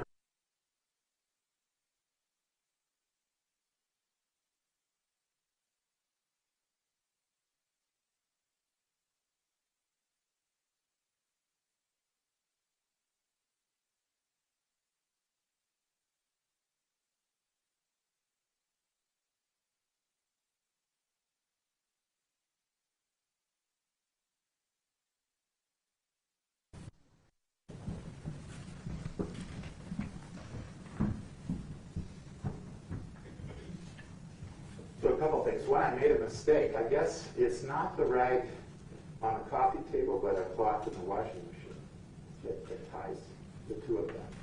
But it's certainly consistent with the evidence we've heard. Now, in terms of the black sock, your memory has to be better as to what Detective Lewis said about that. The defendant definitely talks about the sock or socks that he took off downstairs. And a reasonable inference, at least, if not more in this case, is that one sock was lost in the fight between Jessica and him, because we know he only had one sock when he jumped the balcony and ended up running through the sprinklers trying to figure out where to go, and a little bit of fighting, then went upstairs and knocked. Went downstairs and knocked, and then both he and Michelle took their socks off and put it in the trash there. Now the state would have you believe he's doing that to tamper with evidence so that somebody won't be charged with first-degree murder or some other charge. But again, the black sock, Jessica's testimony is the police put it there. Well, that's kind of silly, isn't it? It seems like whoever put the purse on top of the body parts, whether it was attached or, it was just a random sock. It's not evidence that he did something to Victoria. B13, which we saw in the picture, is the southwest, which is Victoria's room, and it had Fabian's DNA and Michelle's blood. Now, Fabian's DNA doesn't mean he was in there that day. I believe it was the last DNA expert from Florida has said, they're pulling up DNA from the Civil War. He was in that room somewhere in those 2 weeks, close to that light switch in there, close to the door jamb. What's important is there's proof that indeed Michelle, she was bleeding. She went in there, and she told you, she went in there looking for her daughter. And that blood, that is significant to this case, but that doesn't show anything in terms of somehow the defendant had a hand with what happened to, takes a little second to warm up there, had a hand in it. So if we look, let's go back to one. The last one is the mop and the 2 DVDs. Now this isn't DNA, this was fingerprints. And I didn't hear any testimony that the mop was wet, that it had anything to do with it wasn't the cloth used to wipe up some blood by the defendant. I guess their argument, because they smelled ammonia, is that was used, but there's no DNA on the mop that would suggest that it had to do with cleaning up. I mean, there's a mop outside. And 2 DVD movies of bad movies, I don't think that had anything to do with it. Jessica was collecting DVD movies because she was going to leave and perhaps sell them once she got away. But it's very reasonable on the sock that it came in contact with things. Now, the prosecutor said there was no time for cleanup. But you heard through several people, the neighbor, Michelle, there was a lull in the fight. And Michelle even remembers Fabian trying to clean up. So there was time for a cleanup, not very much of one. I believe that we would argue that the prosecution is misinformed about the DNA. Ms. Archuleta testified she would expect background DNA in a house that had males living there or males being in there. And remember, we're talking picograms, 1/1 trillionth of a gram. This is background DNA.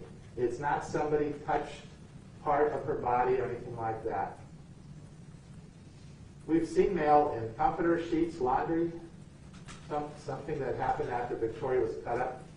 Fabian's DNA is not identified anywhere except the things I said. So, did the unknown man touch all of these things? Or 4 unknown men? Or are these just background noise, no connection with what happened on that night? That's for you to decide. Now let's talk about Fabian's police statement, the second to last element of the prosecution case. He's in there 9 hours, he's half naked, he's fine with that.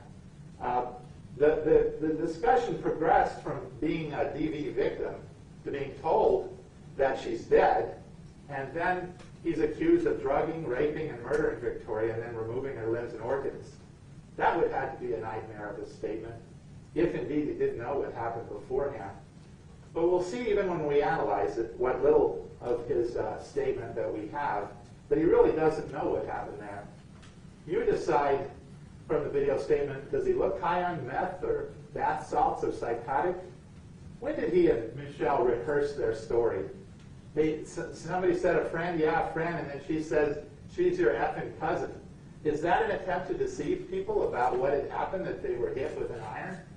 Is Fabian such a good person to fake his ignorance? If we look at 1145 of their tapes, and I think in your flash drive, they're in order. You were presented them out of order, but they've got the time on each of them. On that one, Fabian is saying, and then she's all, babe, I think she killed Victoria, whatever. Nah. I was like, no, she didn't. And I was like, no, she didn't. You know, she did. This is where he's explaining that he didn't know.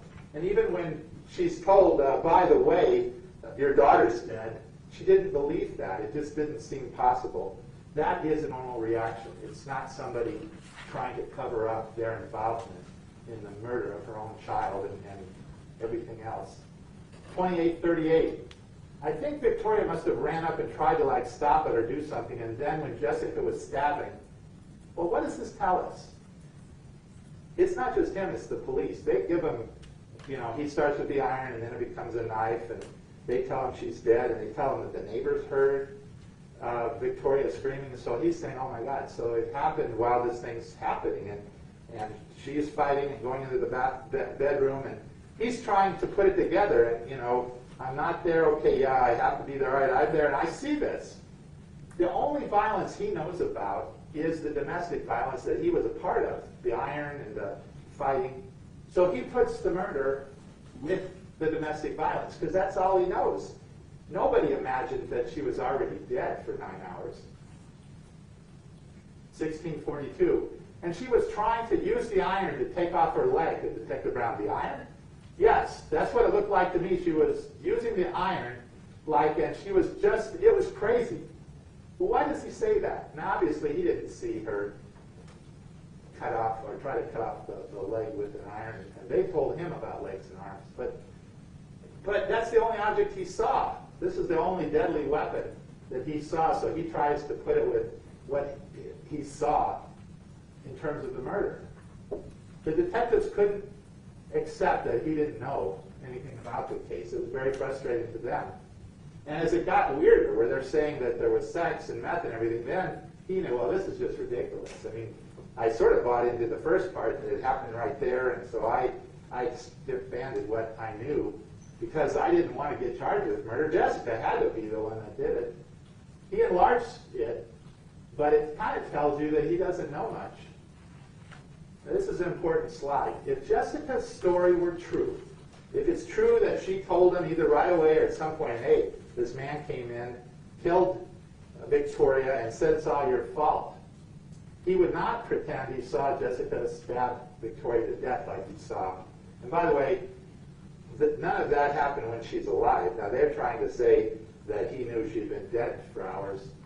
That's not very accurate. But more importantly, wouldn't Fabian give up the unknown man? I mean, whether innocent or guilty, the suspect's trying to convince the police that he's not the murderer. If you knew that there was an unknown man, wouldn't you have given him up and said, hey, I wasn't even there, that somebody else did it? Nobody thought of that until the DNA came back, and then Jessica says, hey, I could solve your crime for you. All right, Jessica's testimony. And we didn't hear anything about this in their closing arguments. Maybe we will in the rebuttal. She says she was the trigger. Fabian was the trigger to her addiction. But she bought things from the twins when he wasn't there. She knows nothing about Victoria, about failing to pick up Victoria at the bus stop. Don't you think Michelle was furious? We know she's getting called. Well, she calls before, hey, don't forget. Hey, did you do it? Now, maybe it's true that Jessica didn't read those texts. But then there's text with the neighbor and the Wilsons. And you know, they come flying home, and Fabian is driving like a madman. But they're flying home, and you really want to believe there wasn't some discussion between, maybe Michelle didn't directly, because she's a little reserved, but she might have. I mean, she kicked the boyfriend out on the least suspicion. You know, this was the end of the line for Jessica. You can mess up on other things, but when it's my daughter, something happened there. There was a confrontation. She suddenly had to leave the apartment, but she would tell you, no, I just decided I wanted to leave on my own. There wasn't anything about a bus stop or, you know, I was leaving on my own. That flies in the face of common sense. Jessica tells you Victoria was unsafe outside. She was a lot safer out there than what happened to her. She says Victoria put on the pink bottoms. Now, we don't know exactly on the clothes, but if you follow the clothes, it seems like maybe Victoria wouldn't have changed into her night clothes when it's not 8 yet. She doesn't have to go to bed at 8:30. It's her birthday. She's telling everybody, hey, I got a party tomorrow. She's the queen of the day. She didn't go to bed early when she was kind of told to go in by Jessica. So she's wearing pink bottoms. And according to Jessica, an unknown man walked inside, and then she brought the body outside. Now, we know that Victoria was wearing pink bottoms by the time she gets outside because Larry Hamilton, whose niece had the same kind of... That's the one thing he could remember as well. I remember she was wearing pink. I could see her legging. Jessica can't explain, how did the jumpsuit get in the trash? I mean, that was her school clothes. She told Fabian, and he went into Victoria's bedroom right away. Well, that we know is not true. Well, what happened to the pink flannel bottoms? We never found them. What happened to all the clothes on the hangers? You heard Michelle say that was a full closet, and there's like one thing, somebody pulled all that down. I don't want to say it's speculation, but one reasonable inference is that she pulled all of this down to absorb all of that blood. But whatever she did, we're missing a whole lot of clothes. We're missing the pink bottoms. A lot happened that she's supposed to tell the truth in exchange for her testimony. It seems like she's only telling you what she wants you to hear. This was an amazing one where she's blamed for one murder. She might as well kill 2 more witnesses. She said that on direct. And then she says Fabian and Michelle were on top of the bedding laughing about her. She says the fight started outside the bedroom, the neighbors say, and Michelle says it started inside the bedroom.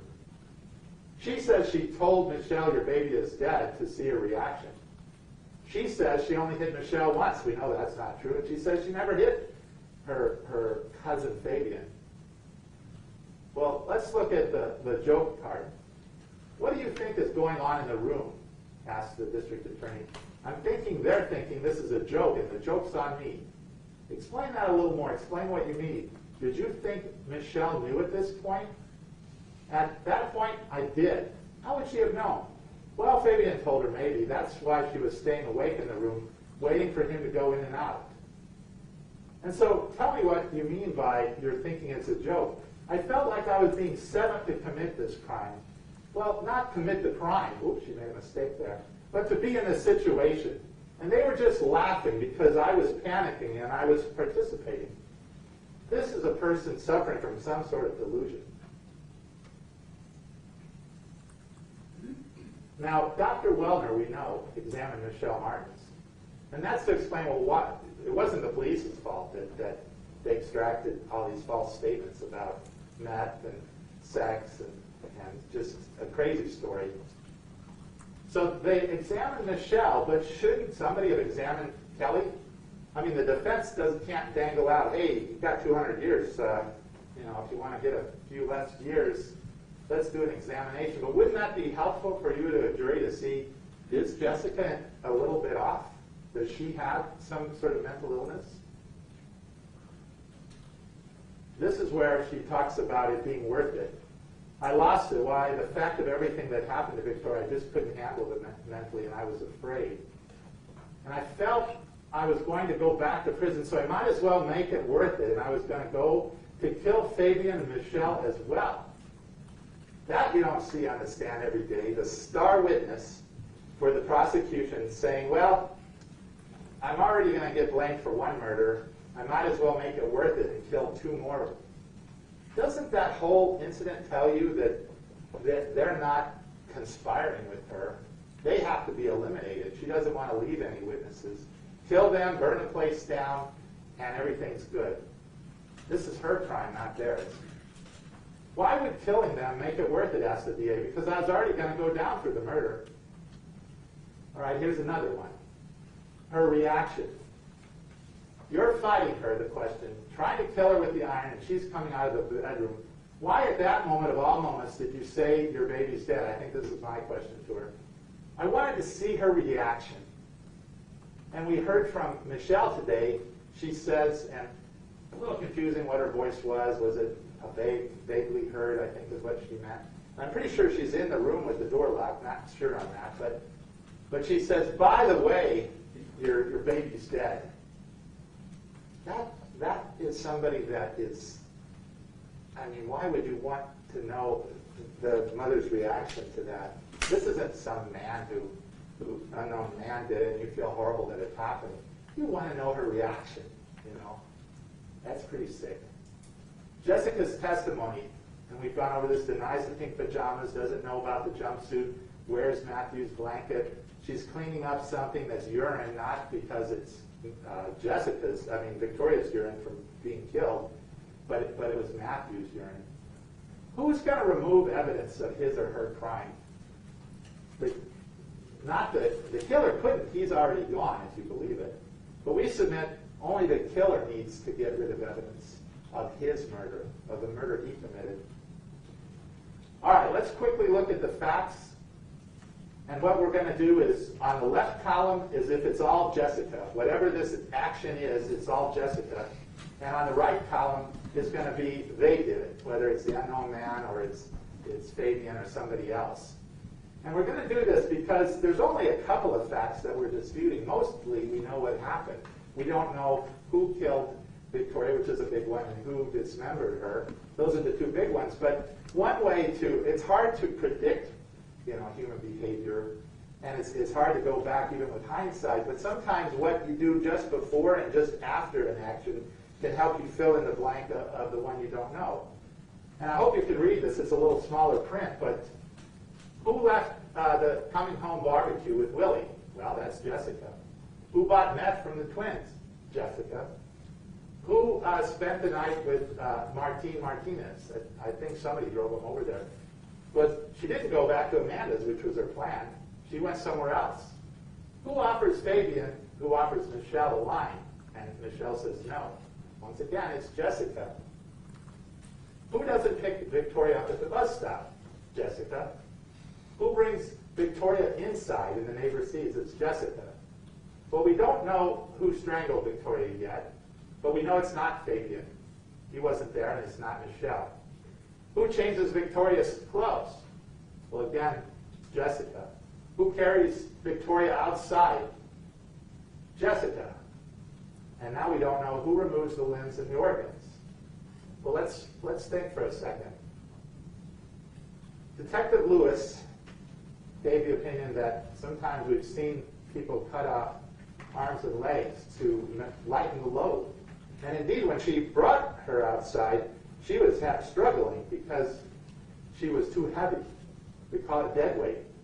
And but that's a one-person job here. One person to carry away this child. Two people could have easily done it without all of that. And then, I mean, somebody carefully removed the heart and one lobe of the liver. And why is the child still in the bathtub? Why didn't the job get done? Is this a conspiracy of 2 or 3 people? Or is it the insanity of one person? Well, let's continue on. This is the last of those slides. Who takes the cell phone's wallet from Fabian and Michelle? That's Jessica. We're not real sure when she took the cell phones. She said she just asked for them, but the people, oh yeah, you can have both of our cell phones. In fact, you can have both of Fabian's and one of Michelle's. You can have 3 cell phones. Who removes the firearms from the ceiling? You guessed it. Who attacks Michelle and then Fabian with an iron? Jessica. Who tells Michelle, by the way, your baby is dead? Now, we don't know who puts the body parts purse in the orange basket, but it seems like it's got to be her because it wasn't out there when Michelle left. This is one of those last minute things. She's got 15 minutes to get out of there. Who runs outside, sees the police, runs inside, and latches the door chain? It's Jessica. Who sets Victoria on fire? Well, the unknown man wasn't in there, even though she said somebody pushed her out the balcony. She's all alone in there. She did it. Who puts meth in her own mouth? Who jumps from the balcony? Who appears psychotic to Lieutenant Kovar? It's not too hard when you start checking it out on a line item to figure out the 2 or 3 things we're not sure about. Let's look at Fabian and Michelle's actions and see if they fit this crime. So they're fixing a car window. She had it broken, and now she's got a guy in her life, and all right, so we're going to fix this car window. Then they go visit his uncle, visit his brothers, texting Jessica to pick up Victoria, driving home like crazy. They get home, and it's kind of a false alarm. Victoria's fine. She's, I think, on the balcony, but she's doing her homework. This discussion in the bathroom about money, it kind of bothers me. I think Jessica gave her too much money for her birthday. Fabian's talking to Victoria. They keep some of the money to go to Giant, but none of this is crazy. None of this suggests it's not like carrying somebody's body outside. Fabian leaves with Victoria to the gas station. Michelle overhears some of the call. Jessica seems nice, she said, even then. And you listen to that tape. There's some weird stuff with hindsight. We say, well, she's saying she's tweaking. Well, she didn't let Michelle know that. And she's saying she's a little worried about, that Sinner is on the TV or something. Kind of her paranoia, but you're not thinking she's angry and going to kill somebody. Their critical decision, and the only thing that really connects them to the crime is they decide to let Victoria stay home. And by the time they return, Victoria is murdered. None of those actions fit the crimes. Let's look at after the murder. And my emphasis is this doesn't really tell us about the murder. It's done. But he argues with her on the way home because she smelled weed. They've got some problems ever since Jessica moved in. They're drinking, loud music, kind of the honeymoon phase. Jessica brings out Victoria.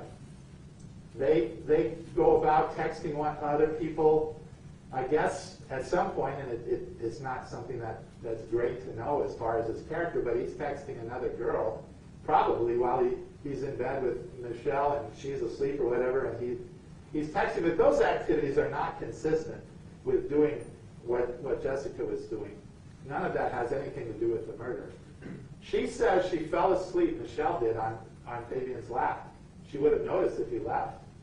Jessica awakens them with the iron.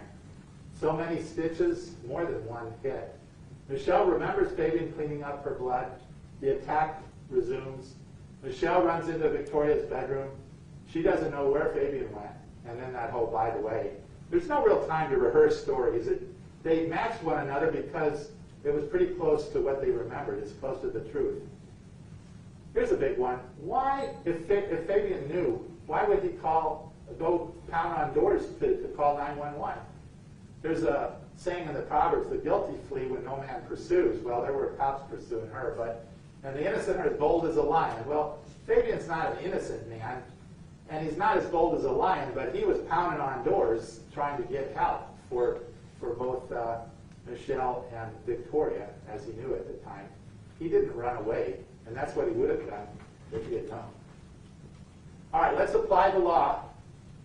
As you know, the law presumes him to be innocent beyond a reasonable doubt. This case is a little bit of the roles reversing, with the defendant trying to prove that Jessica did it, and the prosecution speculating that her unknown man strangled Victoria and threatened Jessica for Fabian to clean up the mess. Remember, it's not our job to prove anything. And that example of the sock, when Ms. Archuleta says, well, that's a very reasonable explanation for what got on the sock. That's all we need is a reason to doubt. We don't have the resources to prove anything. A reasonable doubt is one based on reason and common sense, something that would make a reasonable person hesitate to act. Well, you need to hesitate if you're thinking maybe Jessica did this. Don't base your verdict on speculation. And that's what it sounded like with Detective Lewis. We think that maybe Jessica noticed the people, and he asked her, it looks like there's two people. Can you explain that? I mean, they're speculating. After 6 years, they're speculating about the unknown man because he doesn't exist. And this is a hard one not to be prejudiced. I mean, look what happened to this girl. Speculation about the two male DNAs. The prosecution explained, well, there's kind of three levels. There's child abuse resulting in death, meaning that Fabian caused the murder, and he should have foreseen her death. Child abuse. Now, it's not that obviously she died. The question is whether Fabian caused it and should have foreseen it by his actions. So it's simple child abuse, you might call it. And then not guilty, that Fabian did not abuse Victoria. There's other counts of tampering, many of them, as they listed, a conspiracy that he and Jessica, and I guess the unknown man, were conspiring to do all of this.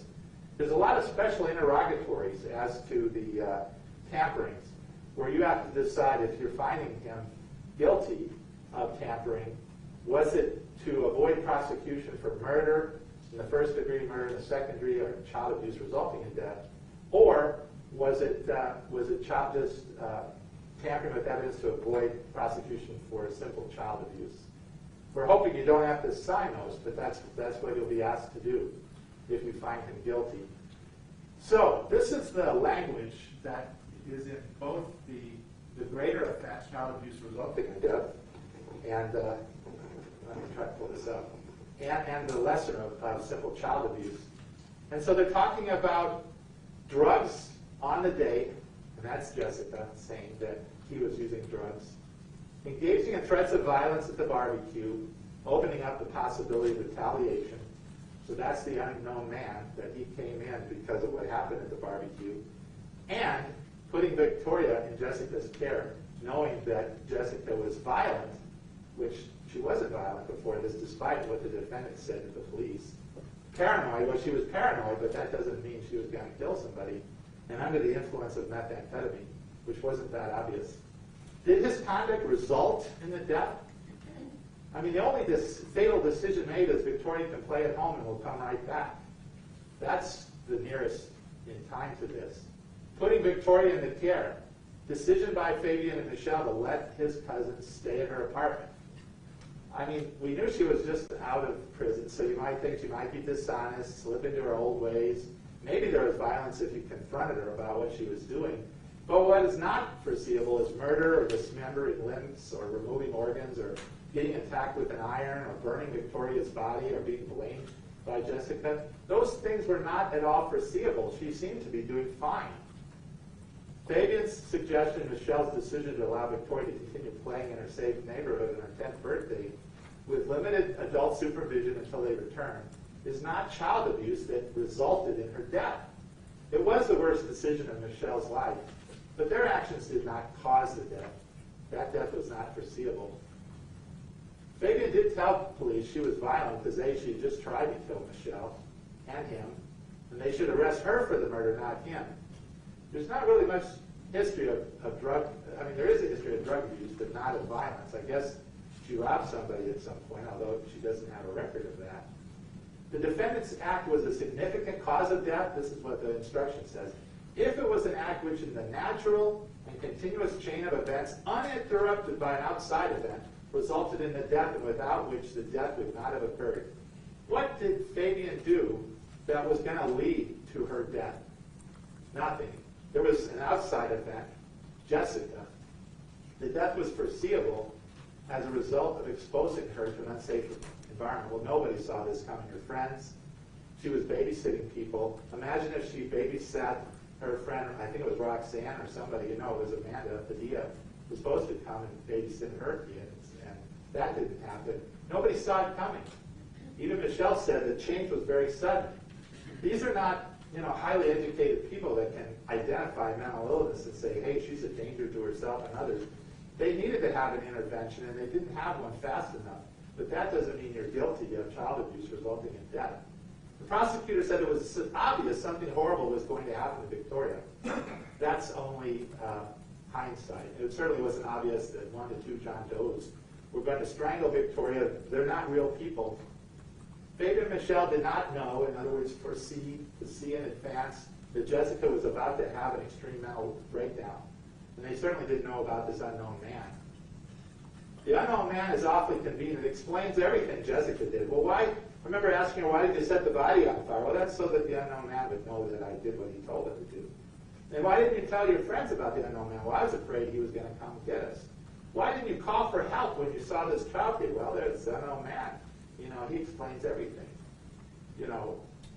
Everything. Oh yeah, why did you remove the organs? Well, Fabian said it so other people won't think it was us. It's also convenient for the prosecution because without this unknown man, it's hard to say Fabian's at fault. The unknown man said he's at fault, and so we've got to believe the unknown man. Don't convict based on the word of somebody who murdered this little child. She can't be trusted. If the acts of 2 or more significantly contribute, each act is a significant cause of death. If you find the negligence of a person other than the defendant was the only significant cause of death or constitutes an intervening cause that breaks the foreseeable chain of events, then the defendant is not guilty of the offense. Well, this isn't just negligence like an accident that came to break what inevitably she was going to die from what Fabian did, and then Jessica came along.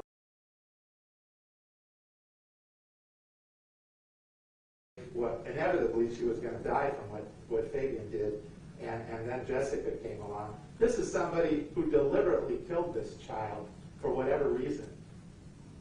So those are the instructions. I wanted to end with one thought, and that's this thing called Occam's razor.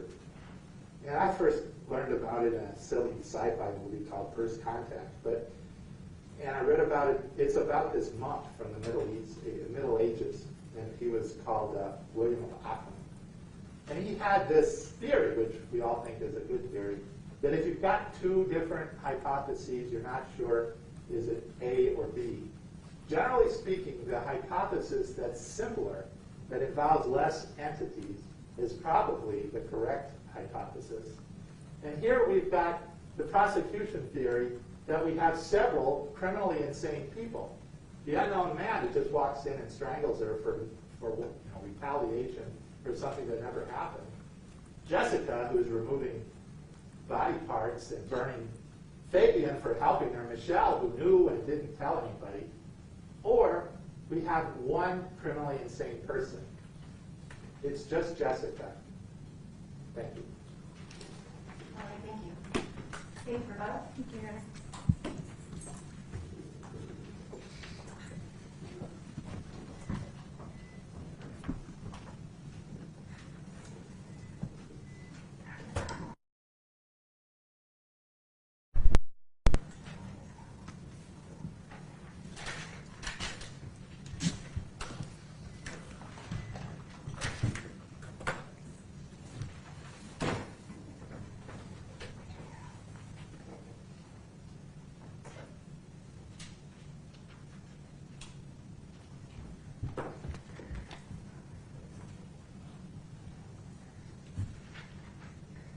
The evidence in this case points to the defendant because the defendant is guilty in this case. Going back to remembering what we're here for.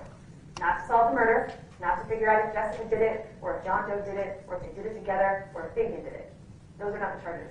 We are here to determine whether the defendant created the situation that led to her death, and to determine if he conspired with Jessica Kelley and tampered with the evidence of Victoria's murder.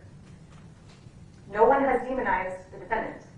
Detective Lewis spent years working on this case to try and figure out what really happened. Dr. Wellner was hired to investigate if things were done wrong, if there were wrong statements taken in. And at the end of all of that analysis, you heard testimony about the state amending the charges to correctly reflect the evidence against each defendant in this case. And you've now heard all that evidence. So we're talking about this charge. We're not here to convict Jessica Kelley of murder. We're talking about if the defendant exposed Victoria to an unsafe environment, including using drugs at the apartment on the day of the homicide, engaging in threats of violence related to the fight at the barbecue, opening up the possibility of retaliation, and putting her in the care of Jessica Kelley, knowing Jessica Kelley was violent and or paranoid and under the influence of meth. Okay?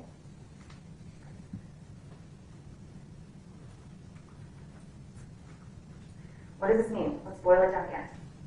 The bottom line is the defendant either knew Jessica was dangerous, or he knew something might happen after he made threats, and he left Victoria there despite knowing about that. You do not have to agree whether John Doe or Jessica killed Victoria. If you think Jessica did it, he is still guilty, because he was in the best position to know how high on meth she was, and he's in the best position to know that because he was doing it with her at 12:30 that morning, and later on for her testimony. But let's take him at his own word at 12:30. You should do a line with us. He's using meth. And the meth that Jessica got from the twins, the defendant was using, and he knew about it. She texted him, and you have a text message in evidence where she says the twins are bullshitting after they have about an 8-minute call. They weren't still fighting. They had talked to each other, and now she's texting him about getting drugs that he then uses the day of the murder.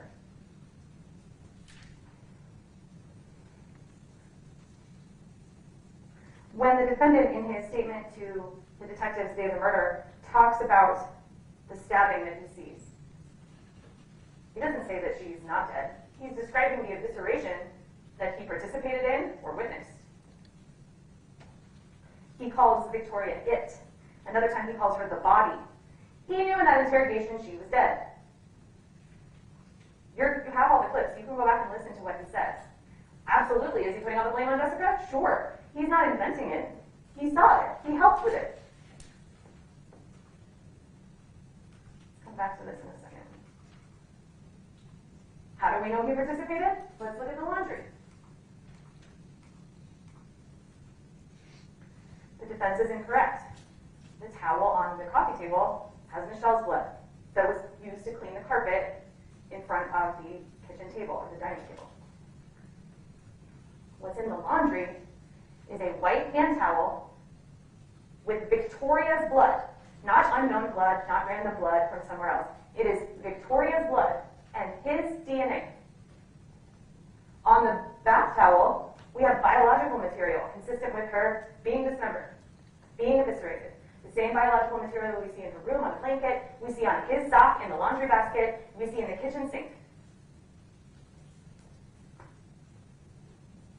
That sock in the laundry basket, defense wants you to think that it just went in there, no big deal. It's in that basket. Think about this whole apartment full of stuff. The only reason for that sock with that piece of flesh on it to end up in that basket on top of her arms and organs is because it is part of the cleanup. Now, anything's possible. The scientists are not going to say it's impossible that it was transferred, but they also said it's equally as possible it happened when the evisceration and dismemberment happened the same as it got on other items, the same way it got on the towels, the same way it got on the blanket. I'm sorry? This states the evidence. Approach?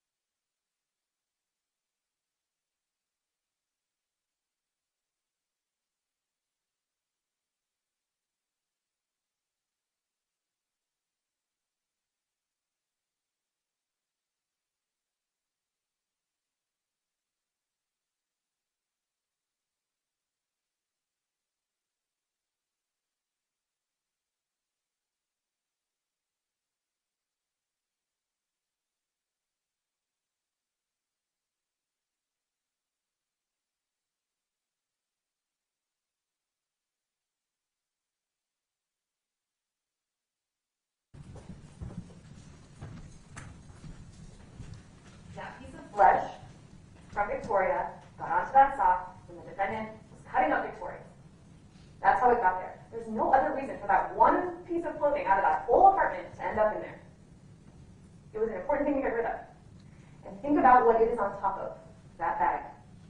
That bag that was carefully swabbed where it was knotted with male DNA. The evisceration, the dismemberment, all of that happened after 8:48 when the defendant was the only male in that apartment. That is his DNA, that is his sock with her flesh on it. And that shows you, combined especially with what's in the washing machine, what he did that night. And let's be clear about what's in the washing machine. Michelle told you there's no washer, dryer, buzzer. There's a dryer buzzer that Michelle was asked about. She told you today that wouldn't have woken her up anyway. And those clothes were wet when police arrived. Let's talk a little bit about the defendant's sleeping. The defendant's interview with Sergeant Brown was not that morning. It was later in the afternoon, I believe around 3. So by that time, the defendant had time to sober up. Lieutenant Tovar told you he didn't see anything, but many other people told you they saw something. There is no reason for the neighbors to fabricate that. He sat in that apartment right away with Sullivan Scott, who told you he smells like meth.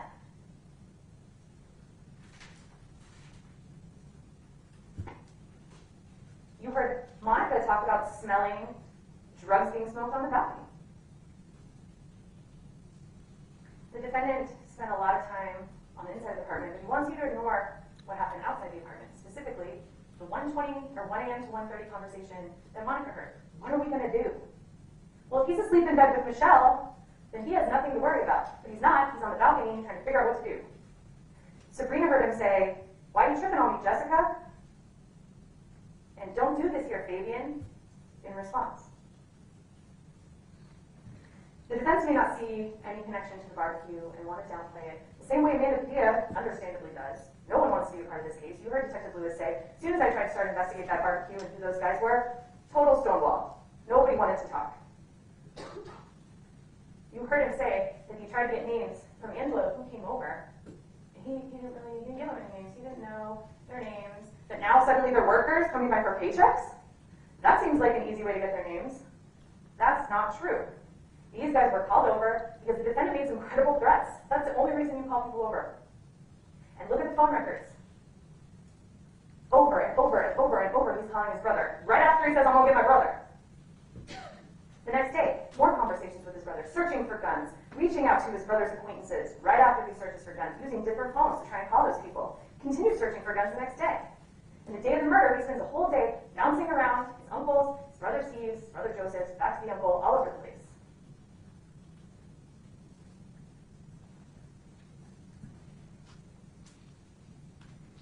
Going back to his statement, there's an argument that there's pressure on him, they're yelling at him, they're telling him all of the stuff about rape, and it's terrible. So let's just put that aside.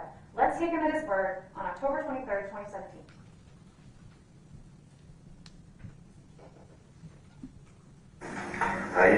I didn't kill her because of no arms, man. I seen Jessica doing it all the time. Be out there and stop it. And she was up there and me telling me to stop lying. What did you see Jessica do?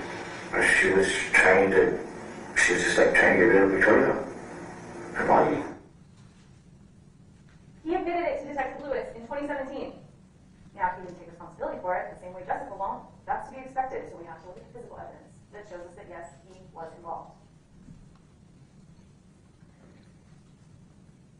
The defense argued that Michelle was with him the whole day. Kind of, except for the times that they went to his brother's houses and she wasn't allowed inside. And the time when he's calling her when they're clearly not together. All of those records you have. And Jessica tells you that they smoked in the bathroom. She told you the defendant kept his stash in a light fixture. We see a pipe in there. We see a pipe in the other bathroom.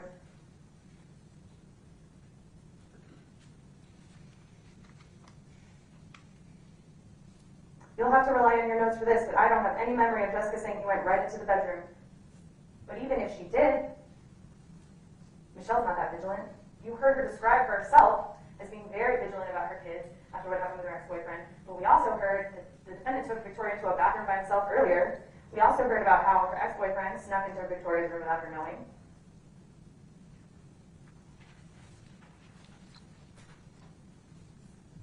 Let's talk about DNA. The defense put some exhibits up and some said, look how much female DNA, this is Jessica, and they didn't test it, except for we did test it. Except for we did test it. You heard Rosalind Archuleta on those fingernails say, there's no DNA foreign to Victoria. You heard Chrissy Servideo from Florida tell you that big old number of female is consistent with those hands saturated in that blood. And let's be clear, a Y, even a little bit of Y, is a man.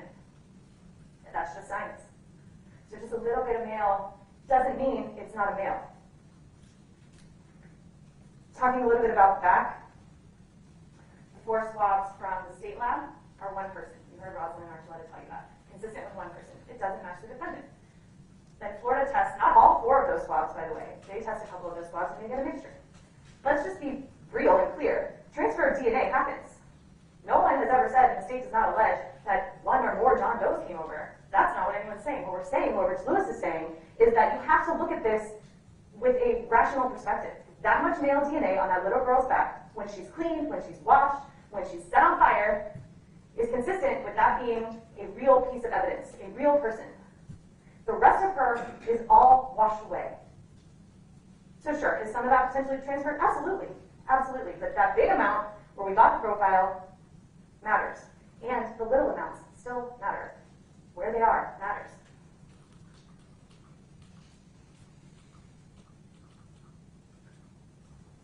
Male DNA on her neck. Not a mixture, just a nail. And her fingernails. Even after Mr. Aaron pointed out to you how much female DNA is there to overwhelm it, still male under her fingernails. 10-year-old little girls don't get male DNA all under their fingernails. You know when that happens? When you're being strangled. You heard Christina Servideo talk about part of the process when you send things to the Florida lab is they look at all of the tests that were already done and then they consult with what's possible. There was no overarching conspiracy to only test for Y DNA, and she didn't only test for Y DNA. There were multiple tests for autosomal. But she had to look at what we had, what was available, and figure out what tests were even possible. And you saw some of her results. You've got nothing.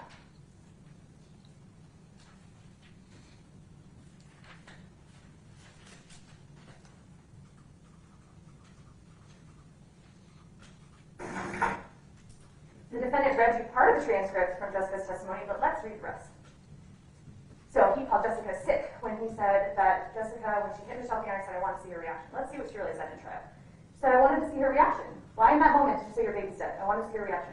All right, it wasn't anything she did to make you think she was looking for Victoria? She wasn't looking for Victoria, sir. Right, okay. And you hit her because she didn't care. Yeah. So Jessica is on meth. We know this.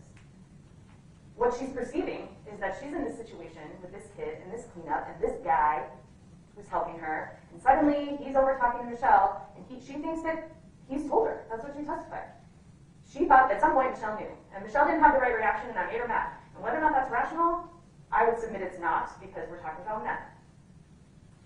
But it's not her just trying to yell out, your baby's dead, to just see for fun what her reaction would be. She was trying to see if she'd have the right reaction, the upset reaction that she expected, and when she didn't, she was mad and she hit her with an iron.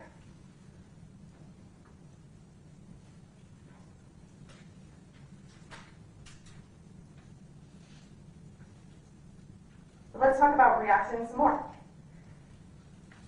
When the defendant and Michelle go outside, and they have been told that Victoria might be dead, the normal reaction is to go and verify that. You go back in. You go protect her. You go make sure she's not in danger from Jessica. You go back in. And neither of them did, and the only reason they didn't, because they already knew there was no point.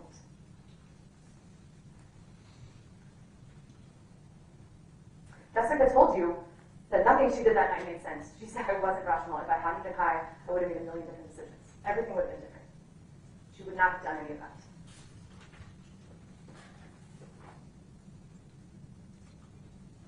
The defense went through a Jessica checklist for you. Jessica. But they forgot one important Jessica thing, which is who left Victoria alone with Jessica? Who's the one that was in the best position to know how high she was, who'd been around her all day, who knew that he riled up the family, who's talking about Sinner, who's searching for guns, who left Victoria there? That's the defendant. The presumption of innocence is gone at this point.